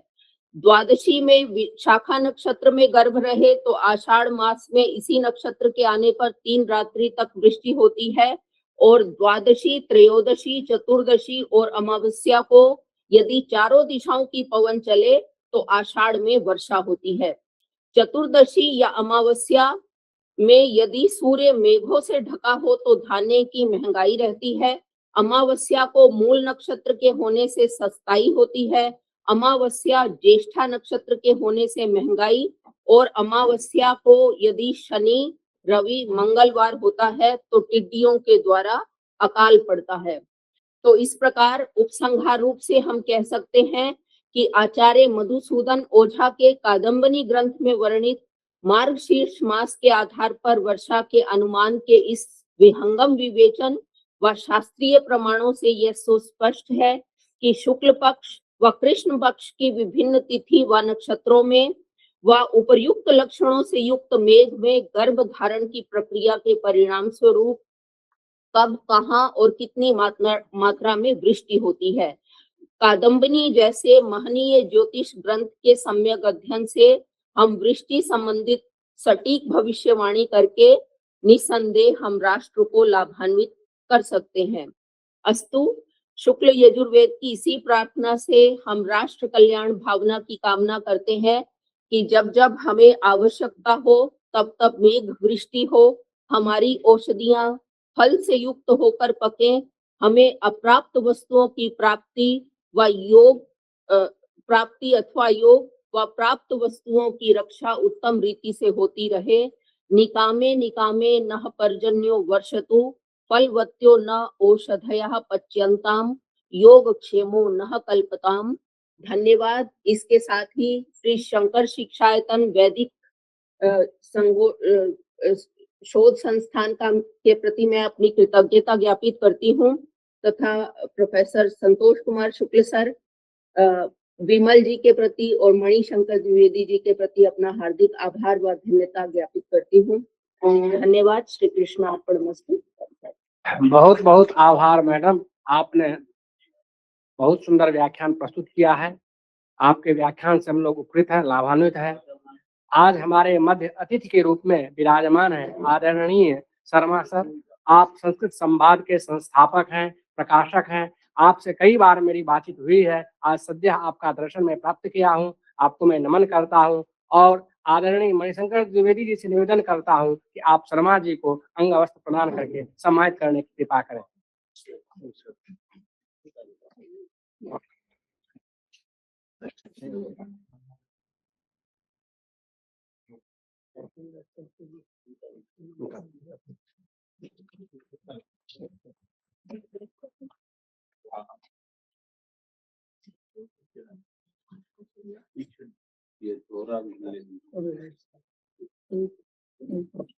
हमारे मध्य विराजमान है श्री लाल बहादुर शास्त्री, राष्ट्रीय संस्कृत विश्वविद्यालय के वेद विभाग के अध्यक्ष परमादरणीय मिश्रा सर। मैं मणिशंकर जी से निवेदन करता हूं कि उन्हें सम्मानित करके इस यज्ञ को पूर्ण करने की कृपा करें।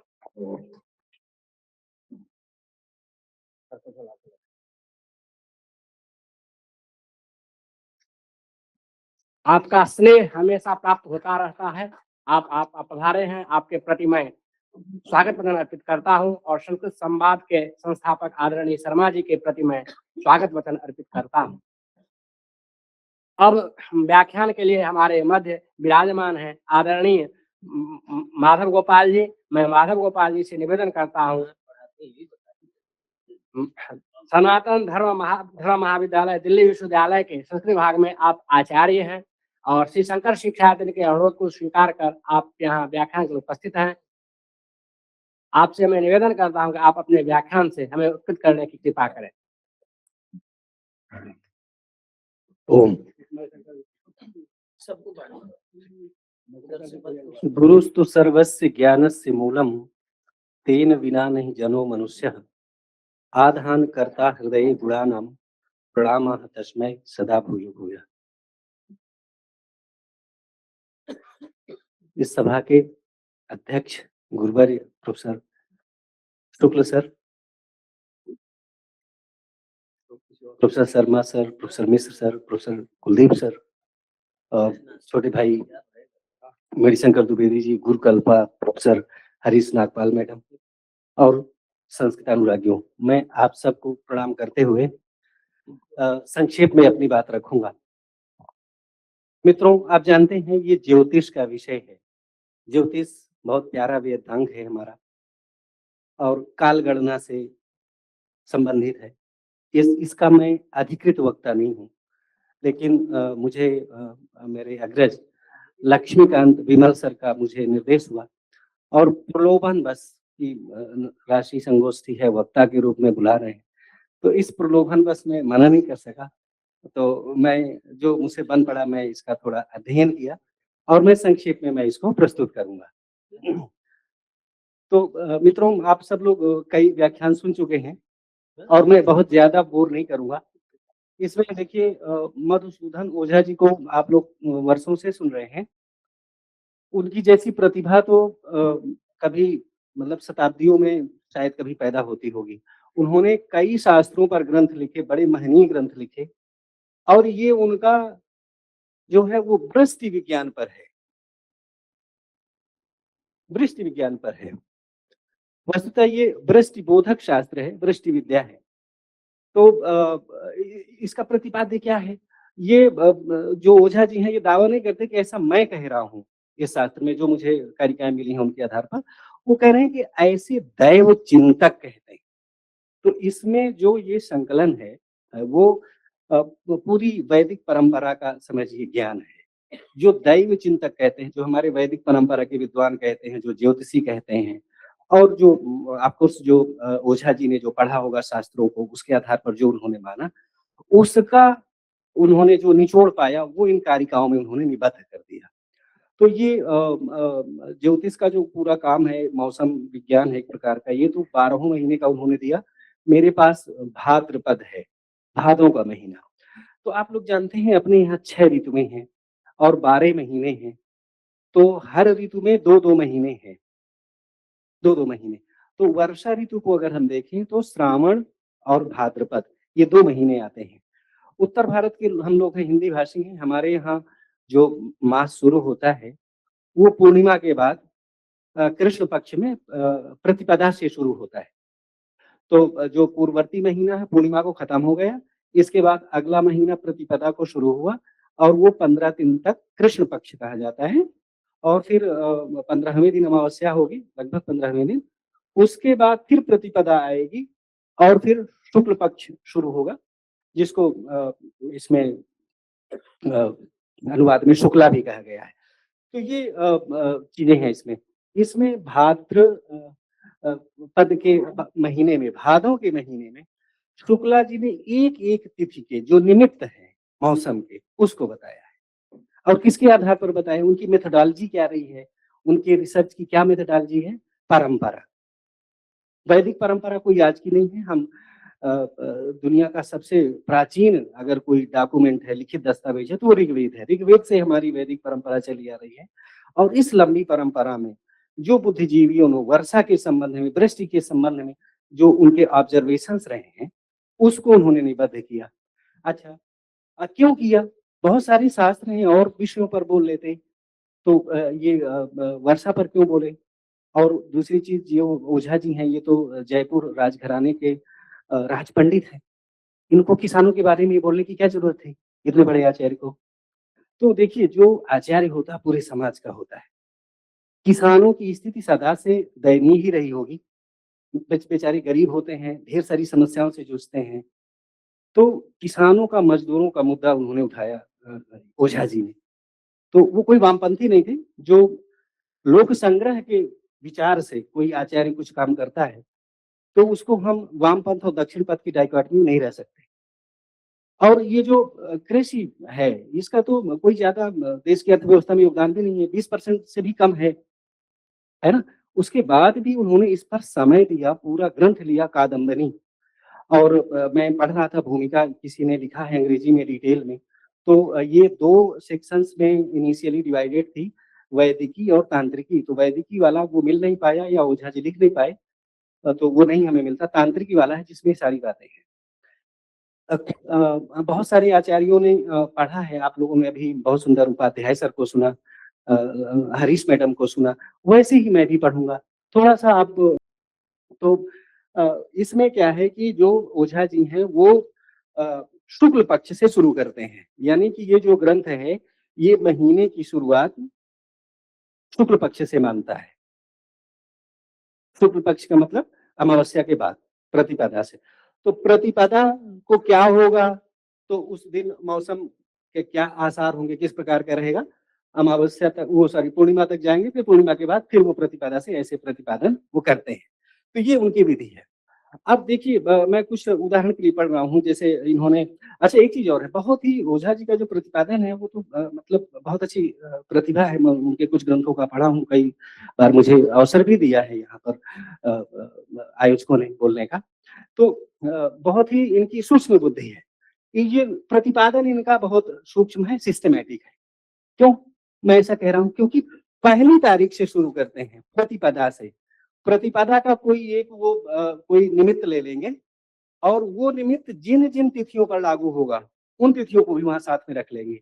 लेकिन चलने का क्रम प्रतिपदा से, फिर द्वितीया, फिर तृतीया, फिर चतुर्थी। तो मतलब कि प्रतिपदा को कोई निमित्त है, वैसा निमित्त और जिन-जिन तिथियों में होगा उनको भी ले आएँगे और उसके बारे में स्टेटमेंट देंगे। फिर द्वितीया को कोई निमित्त ले आएँगे और वैसा ही वही कंडीशंस जो और तिथियों में जो मिलता है, उनको भी वो ले आएँगे। तो ये मतलब ये पता चलता है कि वो टाइम पास नहीं कर रहे थे, ग्रंथों को गिनाने के लिए नहीं लिख रहे थे, बल्कि सोचिए कि जो भी उनके पास अवेलेबल ज्ञान था, उसको कितना सिस्टमैटिकली लिख रहे हैं। फ़ायदा किसका होगा? हम लोग दिल्ली में रहते हैं, बारिश हो या ना हो तब भी हमारा चल जाएगा, यहाँ पर तो बिज़नेस वाले या सर्विस वाले लोग रहते हैं। किसानों के लिए लिखा, इनकी नौकरी इनकी जो स्कॉलरशिप थी वो तो राजा साहब दे रहे थे, इनको किसानों से कुछ लेना-देना नहीं था।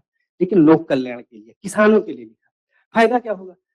किसान बेचारा वैसे ही परेशानी में रहता है। अगर उसको कुछ वर्षा के बारे में कुछ एडवांस में जानकारी मिल जाएगी, तो वो प्लानिंग कर सकता है कि कौन-सी फसल वो उगाए।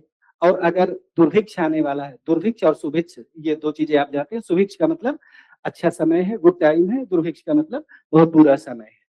तो किसान को अगर ये जानकारी हो जाती है तो वो उसके लिए एडवांस में तैयार हो जाता है, एक वार्निंग मिल जाती है कि ज़्यादा कुछ कर तो नहीं पाएगा, क्या करेगा बेचारा? लेकिन फिर भी एडवांस में जानकारी रहेगी तो अगर मान लो कहीं पर अपव्यय हो रहा है धन का तो उसको रोक सकता है। धन को मतलब अनाज है कहीं पर ज़्यादा बेच रहा है तो थोड़ा-सा बचा के चलेगा कि इस साल तो बारिश कम होने वाली है। तो ये बहुत ज़रूरी चीज़ है, बहुत ज़रूरी चीज़ है। तो आज के समय में हमारे पास क्या है, मेट्रोलॉजी डिपार्टमेंट है, भारत सरकार चलाती है। उसके कुछ प्रेडिक्शंस होते हैं, कभी सही होते हैं, कभी सही नहीं भी होते। और यहाँ पर आप पाओगे कि एक-एक तिथि का वो बताते हैं कि अगर इस तिथि को ये है तो ये होगा, इस तिथि को ये है तो ये होगा। लेकिन अगर आप उसको देखोगे कि भई अगर इस तिथि को सब कुछ बता दिया गया, अगर ये है तो पूरा अच्छा समय रहेगा। फिर अगली तिथि को अगर कुछ गड़बड़ हो गया तो कहेंगे कि बड़े बुरे दिन आने वाले हैं। तो एक बार मान लीजिए पहली वाली कंडीशन फुलफिल हो गई, तो दूसरी वाली जो है वो नेगेटिव के हिसाब से हो गई, तो फिर कौन वाला प्रिवेल करेगा? तो ऐसे इसमें कंट्रडिक्शंस हो सकते हैं और है, लेकिन ओझा जी ने ईमानदारी से जो उस समय का अवेलेबल नॉलेज है उसको रखा जनता के कल्याण। अब देखो जो साइंस है, बाहर का जो विज्ञान है, वो और आगे बढ़ रहा है, एडवांस स्टेज में जा रहा है। अभी जो प्रोफेसर रवि झा सर थे, बहुत अच्छा उन्होंने प्रतिपादन किया प्राचीन विद्या को और आधुनिक विद्या को लेकर के। तो ये जो शास्त्र है हमारी, इनसे हम प्रेरणा ले सकते हैं। प्रेरणा लेकर के बहुत कुछ किया जा सकता है। ओझा जी से प्रेरणा लीजिए कि उनको कोई इंटरेस्ट नहीं था, बारिश हो तब भी उनके लिए ठीक है, नहीं होगा तो भी उनका चलने वाला है। तो उन्होंने हमारे कल्याण के लिखा और कितना बारीकी से लिखा। तो हम लोग क्या करें कि ये जो वृष्टि विद्या है, वृष्टि कितनी ज़रूरी है, उसका अध्ययन करें और उसके लिए हम आधुनिक विज्ञान के माध्यम से क्या कर सकते हैं एज ए सोसाइटी, उस पर विचार करना चाहिए। मैं कुछ थोड़े से दृष्टांत के लिए कुछ कारिकाएँ पढ़ता हूँ और फिर थोड़ी-सी मैं बात करूँगा। जैसे पहली बताते हैं कि प्रतिपत सप्तमी भाद्रे द्वादशी च त्रयोदशी पूर्णिमा च सुवारुण्याम श्रितैर्मेघैः प्रवर्षणम। कहते हैं कि भादों के महीने में, यानी कि ये शुक्ल पक्ष की बात कर रहे हैं, उसमें प्रतिपदा को, सप्तमी को, द्वादशी को और त्रयोदशी को, पहले प्रतिपदा लिया फिर और 4 तिथियां मिल गई और पूर्णिमा को। इनमें अगर पश्चिमी दिशा में मेघ है तो वो बारिश अवश्य होगी। ठीक है? इन तिथियों में अगर मेघ है तो बारिश अवश्य होगी, बारिश होगी। अब आप देखो सोचो, मैंने शुरू में बताया कि वर्षा ऋतु 2 महीने मोटी-मोटी मानिए, सावन का महीना, भादों का महीना। तो सावन आधी वर्षा ऋतु तो हो चुकी है ना? और सावन में जितनी बारिश हुई होगी उससे किसान का मोटा-मोटा एक भविष्य तय हो जाता है कि इस ऋतु में उसको क्या होने वाला है। भादों का महीना भी ये शुक्ल पक्ष से शुरू कर रहे हैं तो लगभग 1.5 महीने निकल गए, है ना? तो एक-एक दिन का ये ब्यौरा देते हैं तो उसको आप समझिए कि कितना यूज़फुल होगा, कितना यूज़फुल नहीं होगा, लेकिन प्रतिपादन तो वो कर रहे हैं। अगला है भाद्र शुक्ल द्वितीयायाम यदि चंद्रो न दृश्यते तदा तेन भवेद वर्षे सस्य संपत्ति उत्तमा। कहते हैं भाद्र शुक्ल की द्वितीया को अगर चंद्रमा ना दिखाई पड़े, ठीक है? अगर चंद्रमा नहीं दर्शन देगा तो जो है वो वर्ष भर जो है अच्छी अ, सस्य संपत्ति होगी, फसल फसल उस समय अच्छी होगी। अब देखिए ये जो निष्कर्ष है ये समझिए कि कई वर्षों तक विद्वानों ने ऑब्जर्व किया होगा। विद्वानों ने जैसे अभी उपाध्याय सर कह रहे थे ना, बाघ बाघ नाम लेते हैं और अ, घाघ और बकरी की कहानी। तो इसी टाइप के जो विद्वान लोग, वैदिक विद्वान लोग एक-एक चीज को ऑब्जर्व कर रहे हैं। अब देखो तिथि को स्पेसिफाई कर रहे हैं, तिथि को स्पेसिफाई कर दिया कि द्वितीया और उस दिन अगर चंद्रमा नहीं दिखे, इसका मतलब कोई विद्वान है जो इन सारी चीजों को नोट कर रहा था। ये वैज्ञानिक प्रेक्षण है। तो प्रेरणा क्या मिल रही है कि हमारी जो भारतीय परंपरा है, भारतीय जो मनीषा है, उसकी जो दृष्टि है वो वैज्ञानिक है, ऑब्जर्व कर रहा है। तो आज हम अपने को देखें, क्या हम उस परंपरा में हैं, आगे बढ़ रहे हैं, चीजों को ऑब्जर्व कर रहे हैं? तो अगर हम ऐसा करते हैं तो ये जो हमारी वैदिक परंपरा है ज्ञान विज्ञान की, इसको हम आगे बढ़ा रहे हैं। और अगर इसके प्रति उदासीन हो जाते हैं तो फिर हम कहीं नहीं ले जा पा रहे हैं। तो ये बात। अब अब देखिए मैं एक श्लोक और पढ़ता हूँ। यदि भाद्रपादे शुक्ला षष्ठ्याम भवति मैत्रभम तन्नाभ्राणि तडित वृष्टि धान्य निष्पत्ति हेतवे। ये कह रहे हैं कि भाव भाद 559वां जो है ये पद्य है कि भादों के महीने में शुक्ल में षष्ठी विभक्ति सॉरी षष्ठी को यानी छठी तिथि को यदि मैत्र नक्षत्र होता है, मैत्र का मतलब अनुराधा, तो अगर अनुराधा नक्षत्र होगा तो तन्नाभ्राणि तटित वृष्टि धान्य निष्पत्ति हेतु। तो वो जो बादल होंगे मैत्र नक्षत्र के, वो गर्जन होगी, वृष्टि होगी, वो धान्य के लिए होते हैं, धन धान्य के लिए होते हैं। तो कंडीशन यहाँ पर सारे कंडीशनल है, मतलब कारण कार्य की परंपरा से। देखो साइंस का मतलब क्या है? साइंस का मतलब अ, कारण कार्य के नियम में चीजों को बांध देना। तो यहाँ पर जो ओझा जी के पास जो नॉलेज है उसको कारण कार्य की परंपरा में वो ढालने का प्रयास कर रहे हैं। तो उन्होंने कारण क्या दिया कि अगर शुक्ल पक्ष में षष्ठी विभक्ति को अगर मैत्र यानी अनुराधा नक्षत्र होगा, आई थिंक अनुराधा ही है, हाँ मैत्र अनुराधा है, तो वर्षा बिजली तथा खूब बादल भी हो तो धान्य की अधिक उत्पत्ति समझनी चाहिए, ये है। तो कंडीशनल है। अब देखो, अब थोड़ी सी मैं बात रख लूं कि मान लीजिए कि अनुराधा नक्षत्र नहीं है, भादों के महीने में शुक्ल पक्ष में षष्ठी को अनुराधा नहीं है, और हमें तो सबको संपत्ति चाहिए यानी बारिश चाहिए, तो क्या कर सकते हैं? क्या इसका कोई उपाय है? कुछ और?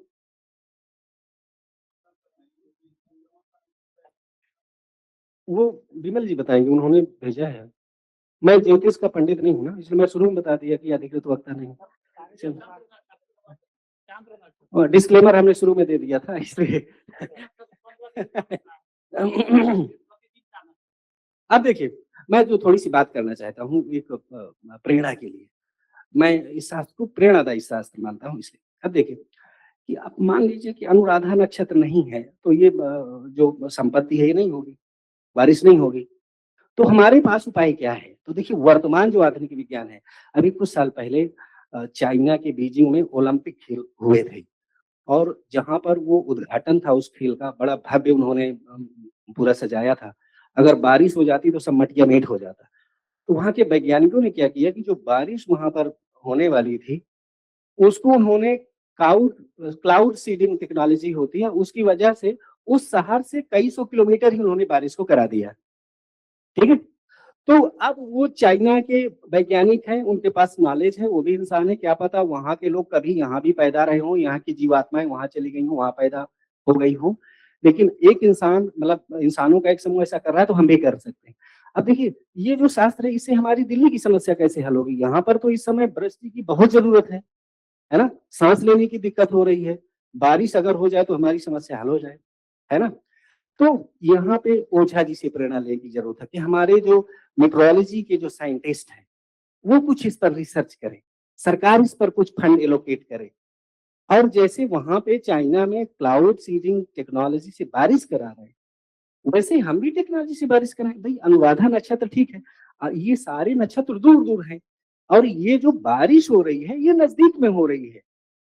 तो यहाँ पर क्या कुछ हम आर्टिफिशियल तरीके से वैज्ञानिक आधुनिक विज्ञान की मदद लेकर क्या कुछ कर सकते हैं, वो प्रेरणा हम ये शास्त्र दे सकते हैं। तो क्या कर सकते हैं? जैसे चाइना वालों ने बारिश करा लिया, जिस शहर में बारिश होनी थी उससे 300 किलोमीटर दूर, तो हम क्या करा सकते हैं?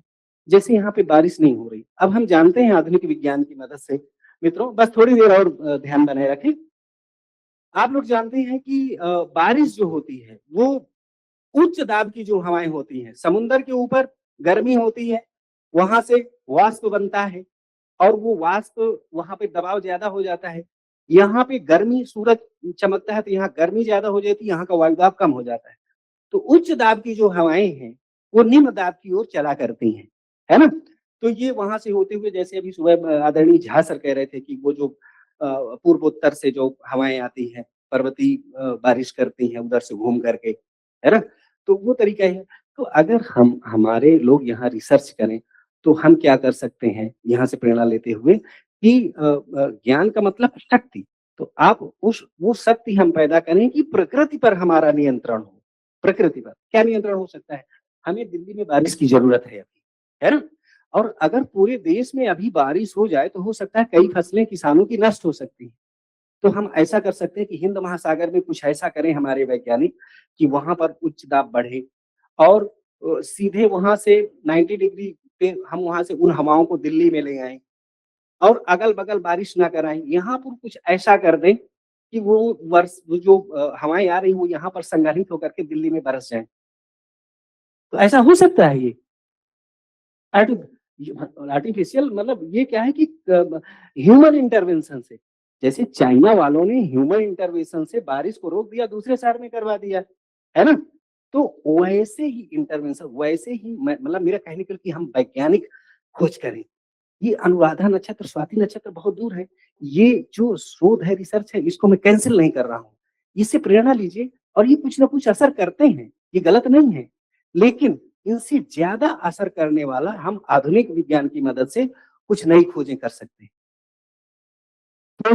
अमावस्या को ज्वार भाटा आता है, सूरज का पानी ऊपर खींच जाता है। क्यों? क्योंकि पूर्णिमा को चंद्रमा उस पानी को खींचता है ऊपर की ओर। तो चंद्रमा इतना दूर है, फिर भी समुद्र के पानी को प्रभावित तो कर रहा है ना।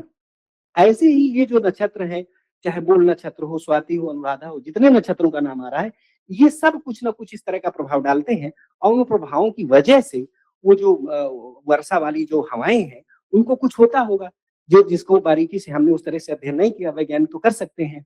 तो वो होता है, इसलिए वो बारिश के उस तरह से वो नियम बता रहे हैं। लेकिन ये जो साइंस है, ये तो डायरेक्ट आपको ये भी समझिए कि मानव जनित ज्ञान है, मानव का ही ज्ञान है। तो ऐसे विज्ञान के क्षेत्र में हम क्यों किसी देश के पिछलग्गू रहें? चाइना वाले रिसर्च कर रहे हैं, उनसे और अच्छा रिसर्च करें। यूएस वालों से, अमेरिका वालों से हमारे वैज्ञानिक ऐसे करें और उन वैज्ञानिकों को प्रमोट करे सरकार। और ऐसे बारिश अगर दिल्ली में हो जाए तो हमारी समस्या हल हो जाएगी। या जैसे थाईलैंड कर रहा है कि वहाँ पे बैंकॉक शहर बहुत पॉल्यूटेड हो जाता है, तो वो हवाई जहाज से वहाँ पे बारिश कराते हैं। तो हम लोग भी बारिश करा के शुद्ध हवा ले सकते हैं। तो यानी ये जो वृष्टि विज्ञान है, इसको प्राचीन काल की जो वृष्टि विद्या है, उसका प्रयोग करके हम वर्तमान की जो समस्याएं हैं, उस पर भी हमारा ध्यान होना चाहिए। तभी वो मीनिंगफुल है, वो संगोष्ठी और वो व्याख्यान। नहीं तो फिर उसका क्या मतलब रह जाएगा? तो ये मेरे कहने का मतलब है। तो अब देखिए, इतने सारे हमें वैज्ञानिकों की ज़रूरत पड़ेगी। ऐसे एक वैज्ञानिक से नहीं होगा इतने। जो ये मैं एक हाइपोथेसिस दे रहा हूँ और इसको वैज्ञानिक देखेंगे कितना ये फीजिबल होगा, कैसे मटेरियलाइज़ होगा। मैं क्या कह रहा हूँ कि भाई कुछ ऐसा होना चाहिए कि हिंद महासागर के ऊपर दबाव बढ़े, कुछ वहाँ पर कुछ बम टाइप का कुछ छोड़ दो, वहाँ से पानी ऊपर उठे, हवाएँ उठे। यहाँ पर कुछ ऐसा करो कि दिल्ली में कि जो है वायुदाब कम हो जाए आर्टिफिशियल तरीके, वहाँ से हवाएँ सीधे यहाँ पर आएँ। मतलब वो उड़ीसा की तरफ बारिश न करे, बंगाल की तरफ बारिश न करें, इधर गुजरात की तरफ सीधे हमारी तरफ आएँ और यहीं पर बारिश कर दें, जहाँ ज़रूरत है। तो ऐसे कंट्रोल्ड वे में क्या हम इन प्राकृतिक चीज़ों को कंट्रोल कर सकते हैं? जो दुनिया के जो उन्नत किस्म के मस्तिष्क हैं, वो तो यही कर सकते हैं। क्या हम हवाई जहाज़ बनने से पहले कल्पना कर सकते थे कि मनुष्य ऐसे उड़ सकता है?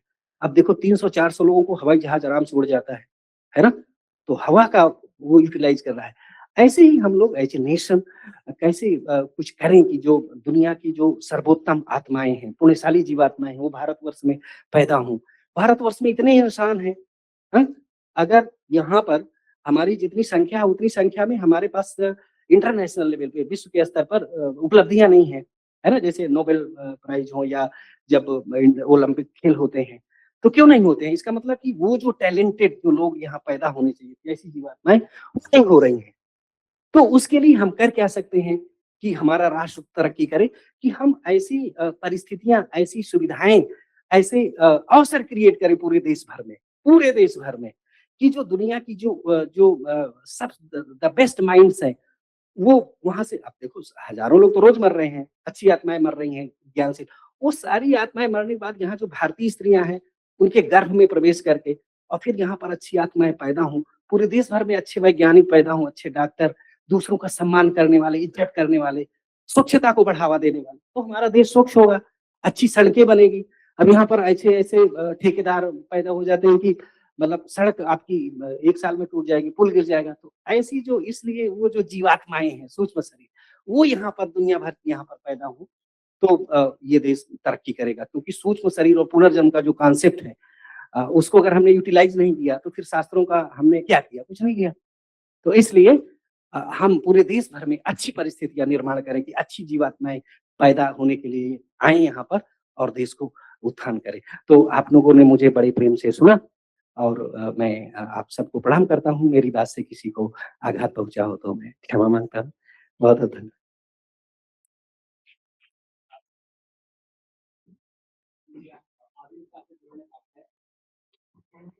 आपका व्याख्यान प्रभावी रहा और आपने आधुनिक विज्ञान से जुड़ने का प्रयास किया। जो कृत्रिम वर्षा के लिए भी आपने कहा, यह सब भी हमारे शास्त्र में वर्णित है।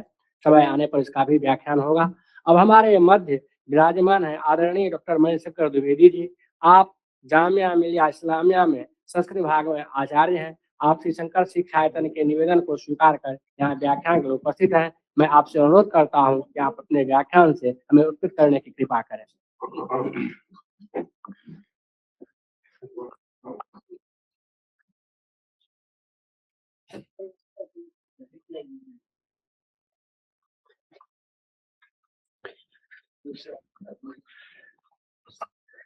वंशी विभूषितकरान्नवनीरदाभात् पीताम्बरादरुणबिम्बफलाधरोष्ठात् पूर्णेन्दुसुन्दरमुखादरविन्दनेत्रात् कृष्णात् परं किमपि तत्त्वमहं न जाने योऽन्तः प्रविश्य मम वाचमिमां प्रसुप्तां संजीवयत्यखिलशक्तिधरः स्वधाम्ना अन्यांश हस्तचरणश्रवणत्वगादीन् प्राणान्नमो भगवते पुरुषाय तुभ्यम्। परमादरणीय इस सत्र के अध्यक्ष महोदय आदरणीय गुरुवर प्रोफेसर संतोष कुमार शुक्ल सर, इस सभागार में उपस्थित मेरे अग्रज doctor Kuldeep sir, Madhav sir और हरीश मैडम और जो भी शोधार्थीगण यहाँ उपस्थित हैं, परमादरणीय सुंदर नारायण झा सर, आप सभी को प्रणाम करते हुए हम सभी सुबह से महामहोपाध्याय विद्यावाचस्पति पंडित मधुसूदन ओझा प्रणीत कादम्बनी ग्रंथ पर विचार विमर्श कर रहे हैं। हम जानते हैं कि भारत जो है एक कृषि प्रधान देश है और यहाँ की जो समाज है वो बहुतायत जनता कृषि पर आधारित है। इसलिए अब हम सब जानते हैं कि कृषि कार्य में वृष्टि की सर्वाधिक आवश्यकता होती है। तो जिस वर्ष वृष्टि सबसे अधिक होती है उस वर्ष अनुमान यह जताते हैं कि उस वर्ष हमारे यहाँ अन्न का भी प्राचुर्य होगा और उस मतलब कि कृषि के लिए वृष्टि विज्ञान का ज्ञान होना बहुत आवश्यक माना गया है। इसलिए हमारे जो भी प्राचीन जो ऋषि मुनि हुए वो वृष्टि विज्ञान को अत्यंत ही आवश्यक माना है, क्योंकि यदि कृषक इस वृष्टि ज्ञान से परिचित रहेंगे, जैसे कि हम जानते हैं कि हमारे यहाँ कुछ फसलें ऐसी हैं जो अत्यधिक वर्षा की उसकी आवश्यकता होती है, कुछ फसलें ऐसे भी होती है जो कि जहाँ पानी कम भी है तो वहाँ हो सकती है। तो यदि हमें पता रहे कि इस वर्ष जैसे गांव में हम देखते हैं कि एक ही किसान के दो प्रकार के खेत होते हैं, जिसमें एक में ज्यादा अगर वर्षा हो भी जाए तो भी कुछ फसलें नहीं होती हैं, तो वो अपने वर्गीकृत कर लेता है कि कुछ जो ज्यादा वर्षा वाली जो फसल है उसको, जैसे एक ही समय हम धान भी करते हैं और मक्का इत्यादि भी, तो मक्के में अगर ज्यादा पानी हो जाए तो नहीं होगा और धान में यदि पानी नहीं होता है तो भी नहीं होगा।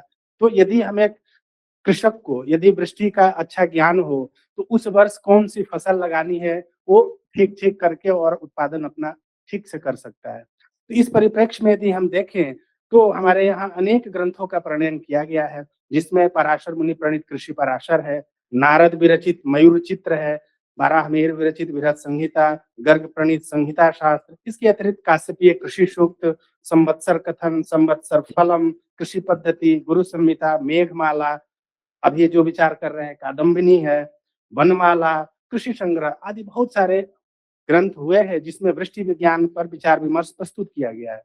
इसके अतिरिक्त आज सुबह से ही चर्चा हो रही है घाघ और भड्डूरी की, तो लोक में भड्डूरी पुराण के नाम से ही इनके वार्ताओं का संग्रह जो है हमें प्राप्त होता है और इसमें हम देखते हैं कि घाघ और भड्डूरी जो है वृष्टि विज्ञान के अनेक ऐसे सूत्रों का निबद्ध किया है जो कि लोक से संबंधित है और लोक में आज भी उन कहावतों का प्रयोग होता है और उसके आधार पर हम अनुमान भी करते हैं।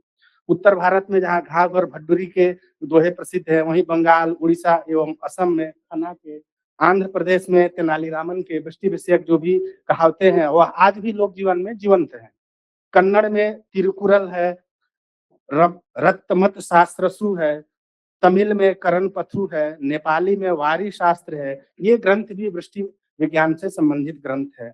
सहदेव कथन है, खनार वचन है, तो ये ग्रंथ बहुत सारे ग्रंथ हमारी भारतीय जो ज्ञान परंपरा है उसमें वृष्टि विज्ञान से संबंधित है। एक बल्लाल सेन हुए, उनके द्वारा अद्भुत सागर नामक ग्रंथ का प्रणयन किया गया। उसमें भी हम देखते हैं कि इंद्रधनुष, उल्का, विद्युत, वायु, मेघ, अतिवृष्टि, भूकंप, जलाशय आदि इत्यादि का विस्तृत चर्चा उसमें प्राप्त होता है। कृषि पराशर में तो पराशर ने यह प्रारंभ में ही कहा कि वृष्टि मूला कृषि सर्वा वृष्टि मूलम च जीवनम तस्माद आदौ प्रयत्नेन वृष्टि ज्ञानम समाचरेत, क्योंकि जो है वृष्टि, कृषि के मूल में ही वृष्टि होता है, और वृष्टि यदि न हो तो हमारा जीवन भी जो है सुचारू रूप से नहीं चल सकता, क्योंकि हमें अन्न चाहिए, और अन्न जो है जल से हो सकता है, इसलिए वह वृष्टि ज्ञान अत्यंत आवश्यक है। बृहद संहिता में भी कहा गया है कि संसार का जो प्राण है वह अन्न है, और वह वर्षा के ही अधीन होता है। अतः प्रयास पूर्वक वर्षा के लक्षणों की परीक्षा करनी चाहिए। अन्नम जगतः प्राणाः प्रावृट कालस्य चान्नमाय चान च अन्नम आयतम यस्मादतः परीक्षः प्रावृट कालः प्रयत्नेन। आगे इसी में वराहमिहिर जो है वृष्टि ज्ञान के प्रणेता के रूप में आचार्य गर्ग का स्मरण करते हैं, और वराहमिहिर के काल तक पराशर, काश्यप, वज्र आदि ने भी गर्भ लक्षणों का परीक्षा समय समय पर किया हुआ है। वे लिखते हैं, तत्तल लक्षणानि मुनिभिः यानि निबद्धानि तानि दृष्ट्वेदं क्रियते गर्ग पराशर काश्यप वज्रादि रचितानि। इस प्रकार हम परंपरा में देखते हैं कि वृष्टि ज्ञान से संबंधित बहुत सारे ग्रंथ है जिसमें वृष्टि विज्ञान का हमें निदर्शन देखने को प्राप्त होता है। हम देखते हैं कि हमारे जो ऋषि लोग हैं, हमारे जो मुनि लोग हैं, जो हमारे आचार्यगण हैं, वो सब कुछ प्रकृति से देख करके बहुत सारे शकुनों को जो है अपने शास्त्रों में निबद्ध किया हुआ है। एक बसंत राज हुए, उन्होंने बसंत राज शकुनम एक ग्रंथ का प्रणयन किया है। उसमें वे लिखते हैं कि प्राणधारी अन्न से संतुष्ट होते हैं, अन्न जल से होता है और जल मेघों से आता है, जो कि वर्षा काल में आते हैं। इसलिए मेघों का विचार भी एक पौध की पक्षी है, उससे वो कहते हैं कि इससे करना चाहिए, उसके फल को भी जानना चाहिए। एक लोक में टिट्टी भांड पक्षी होती है, जिसको टिटहरी भी कहते हैं। उस टिटहरी के लक्षणों को देख करके भी जो है एक संग्रह शिरोमणि ग्रंथ है, उसमें टिट्टी भांड पर विचार देते हुए कहा गया है कि यदि पृथ्वी के उच्च प्रदेश में टिट्टिव अंडा देती है तो उत्तम समझना चाहिए, निम्न प्रदेश में अंडा यदि देती है तो समझिए कि उस समय वृष्टि जो होगी उस वर्ष वह निम्न होगी, और यदि वो अंडा नीचे की ओर मुख, मतलब अंडों की संख्या भी यदि देखें कि वो अधोमुख है या ऊपर ऊर्ध्वमुख है, तो यदि नीचे मुख वाले अंडों की संख्या जितनी होगी उतने मास वर्षा होगी, और ऊर्ध्वमुख जितने अंडे के होंगे उतने जो है वर्षा नहीं होगी। तो इस प्रकार से जो है हम प्रकृति के एक एक पक्षी, एक एक जो भी पशु इत्यादि है, उनसे भी निमित्त को हम ग्रहण करते हैं, और इसमें बहुत सारे ग्रंथों की एक लंबी परंपरा है। आज हम जो प्रमुख रूप से चर्चा करने वाले हैं वो मधुसूदन ओझा प्रणीत कादम्बनी का जो द्वितीय अध्याय है, जिसमें द्वादश मासिकाध्याय के नाम से जो हम जानते हैं, जिसमें 12 महीनों के लक्षणों के आधार पर हम वर्षा का अनुमान लगा सकते हैं। तो उसमें उन्होंने 12 महीने के माध्यम से वो एक-एक महीनों में प्रमुख तिथियों और नक्षत्रों के योग से हम क्या-क्या अनुमान अग्रिम जो वर्षा काल उसमें कर सकते हैं, उसका उन्होंने बहुत सुंदर निदर्शन किया है। प्रारंभ में ही वो लिखते हैं वर्षा कैसे होती है। हम जानते हैं कि जो 12 महीना है उसको 3 कालों में विभाजित करके शीतकाल, उष्णकाल और अर्थात तो एक जो 4 महीना होता है वो वर्षा का जो है गर्भकाल होता है, उसका अगला 4 महीना उसका पोषण काल होता है, और उसका अंतिम मतलब जो 4 महीने हो गए 12 महीने में वो उसका प्रसूति काल होता है जिसमें वर्षा होती है। तो इन चारों जो महीने हैं उन प्रत्येक महीनों के लक्षणों के आधार पर, अर्थात जैसे अभी का जो समय चल रहा है पौष मास है, तो ये गर्भकाल का समय है। तो हमारा जो आज का विषय है फाल्गुन मास, वो भी वर्षा का जो है गर्भकाल का ही समय है। तो गर्भकाल के समय किन-किन लक्षणों को देख करके हम अनुमान लगा सकते हैं कि जो वर्षा की जो प्रसूति काल होगी उस समय कितनी वर्षा होगी, कैसे होगी। तो इसमें यदि हम देखें तो उन्होंने शुक्ल पक्ष और कृष्ण पक्ष, क्योंकि हम जानते हैं कि महीने में 10 दिन होते हैं तो 15-15 दिन को लेकर के तिथियों का निर्धारण होता है। तो शुक्ल पक्ष में यदि हम देखें तो प्रत्येक दिन की तिथि का निर्धारण नहीं किया। उन्होंने कहा कि कुछ विशिष्ट तिथियां हैं, उन तिथियों के परीक्षण के माध्यम से हम आने वाले वर्ष अग्रिम वर्षों में वर्षा का अनुमान कर सकते हैं। जैसे शुक्ल पक्ष की जो तिथि है एक उन्होंने दिया है प्रतिपदा, सप्तमी, अष्टमी, नवमी, दशमी, एकादशी और पूर्णिमा, अर्थात द्वितीया, तृतीया, चतुर्थी, पंचमी। इस दिन की परीक्षा का कोई विशेष इसमें फाल्गुन में विचार करने की आवश्यकता नहीं होती है। इसी तरह से इसमें जो नक्षत्र है वो शतभिषा नक्षत्र है, कृतिका है, मृगशिरा है और रोहिणी है। तो इन तिथियों में इन जो नक्षत्र हैं उनके योग से क्या फल होता है इसका विचार इन्होंने इस फाल्गुन मास के फलादेश में किया हुआ है। तो ओझा जी कहते हैं पहले श्लोक में कि फाल्गुने प्रतिपत् शुक्ला शुभा शतभिषा युता यावती वारुणी भुक्तिर वर्ष सिद्धिश्च तावती। अर्थात फाल्गुन शुक्ल प्रतिपदा को यदि शतभिषा नक्षत्र हो तो वह वर्षा के लिए श्रेष्ठ माना गया है। अर्थात इस दिन जितनी ज्यादा शतभिषा होगी उतनी ही अधिक अग्रिम जो वर्षा काल है उसमें वर्षा समझनी चाहिए। इसी तरह से फाल्गुन शुक्ला सप्तमी को कहते हैं कि फाल्गुन शुक्ल जो सप्तमी है उस दिन यदि एक द्रोण वर्षा होए, दो चीजें हैं इसमें।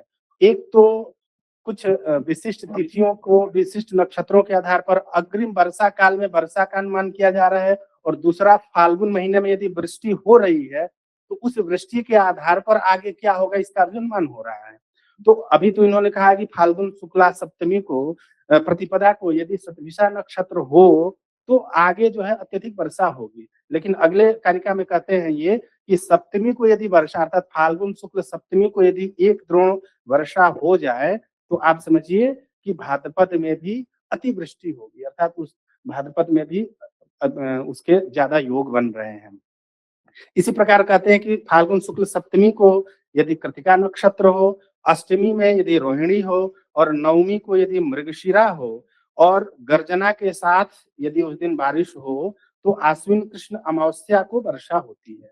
अर्थात तिथि के अनुसार यदि इसमें हम विचार करें, ये तो हम लोग पढ़ रहे हैं प्रैक्टिकली, अब अगर इस साल भी हम लोग देखें कि फाल्गुन शुक्ल सप्तमी को कृतिका नक्षत्र है क्या, उसमें अष्टमी के दिन रोहिणी नक्षत्र है क्या, उस दिन वर्षा हो रही है क्या, यदि उस दिन वर्षा होती है तो हम नोट कर लें कि आश्विन कृष्ण की जो अमावस्या होगी उस दिन वर्षा होगी। तो ये प्रैक्टिकली यदि हम देख लें, अगर ऐसा इन्होंने लिखा है तो अवश्य होती होगी वर्षा। हाँ, तो घटित नहीं हो रही है तो इसका कई चीज, हाँ, तो ये इसलिए घटित नहीं हो रही होगी क्योंकि इसमें इन्होंने कहा है कि जैसे अब शतभिषा नक्षत्र हो सकता है कि बहुत न्यून मात्रा में उस दिन हो, नक्षत्र के जो संपूर्ण चरण हो तो सकता है कि एक आध चरण ही उस तिथि में आ रहा हो। तो उसके आधार पर देखिए ये जो शास्त्र में जो भी विचार किए गए हैं यदि सर्वांग रूप से घटित होगा तब की बात हो रही है, क्योंकि अनुमान जो हो रहा है आप सटीक अनुमान तभी कर सकते हैं जब सारे की सारी योग ठीक ठीक बैठे। अभी हमारे अग्रजवारी जैसे कह रहे थे कि हम ऐसे ऐसे कर सकते हैं। देखिए दो चीजें हैं, एक तो जो भी हम कृत्रिम वर्षा करें तो ये तो सब प्रकृति में हस्तक्षेप कर रहे हैं। तो दो मतलब रास्ते हैं, जैसे वृष्टि नहीं हो रही है तो कृत्रिम रूप से वर्षा करें, या फिर अभी वृष्टि नहीं हो रही है कोई बात नहीं, ये वृष्टि क्यों नहीं हो रही है उसके कारण पर विचार करें और आने वाले समय में उन कारणों को समाप्त करें। क्योंकि प्रकृति में जो है जो जो चीजें हो शास्त्र कहता है अर्थात उसमें विकार आया है तभी नहीं हो रहा है। प्रकृति जो है कि अपना बैलेंस करती है, ऐसा नहीं है, कहीं ना कहीं से हमें समझ में नहीं आता है। उसी का अभी चर्चा हम कर रहे थे कि यदि हम अतिक्रमण करते हैं तो प्रकृति अपने तरीके से उसका भरपाई करती है, इसलिए हमें चिंतित नहीं होना है। हाँ, हमें व्यक्तिगत स्तर पर यह करना है कि हम कम से कम प्रकृति का दोहन करें, कम से कम जो है प्रकृति का क्षय करें।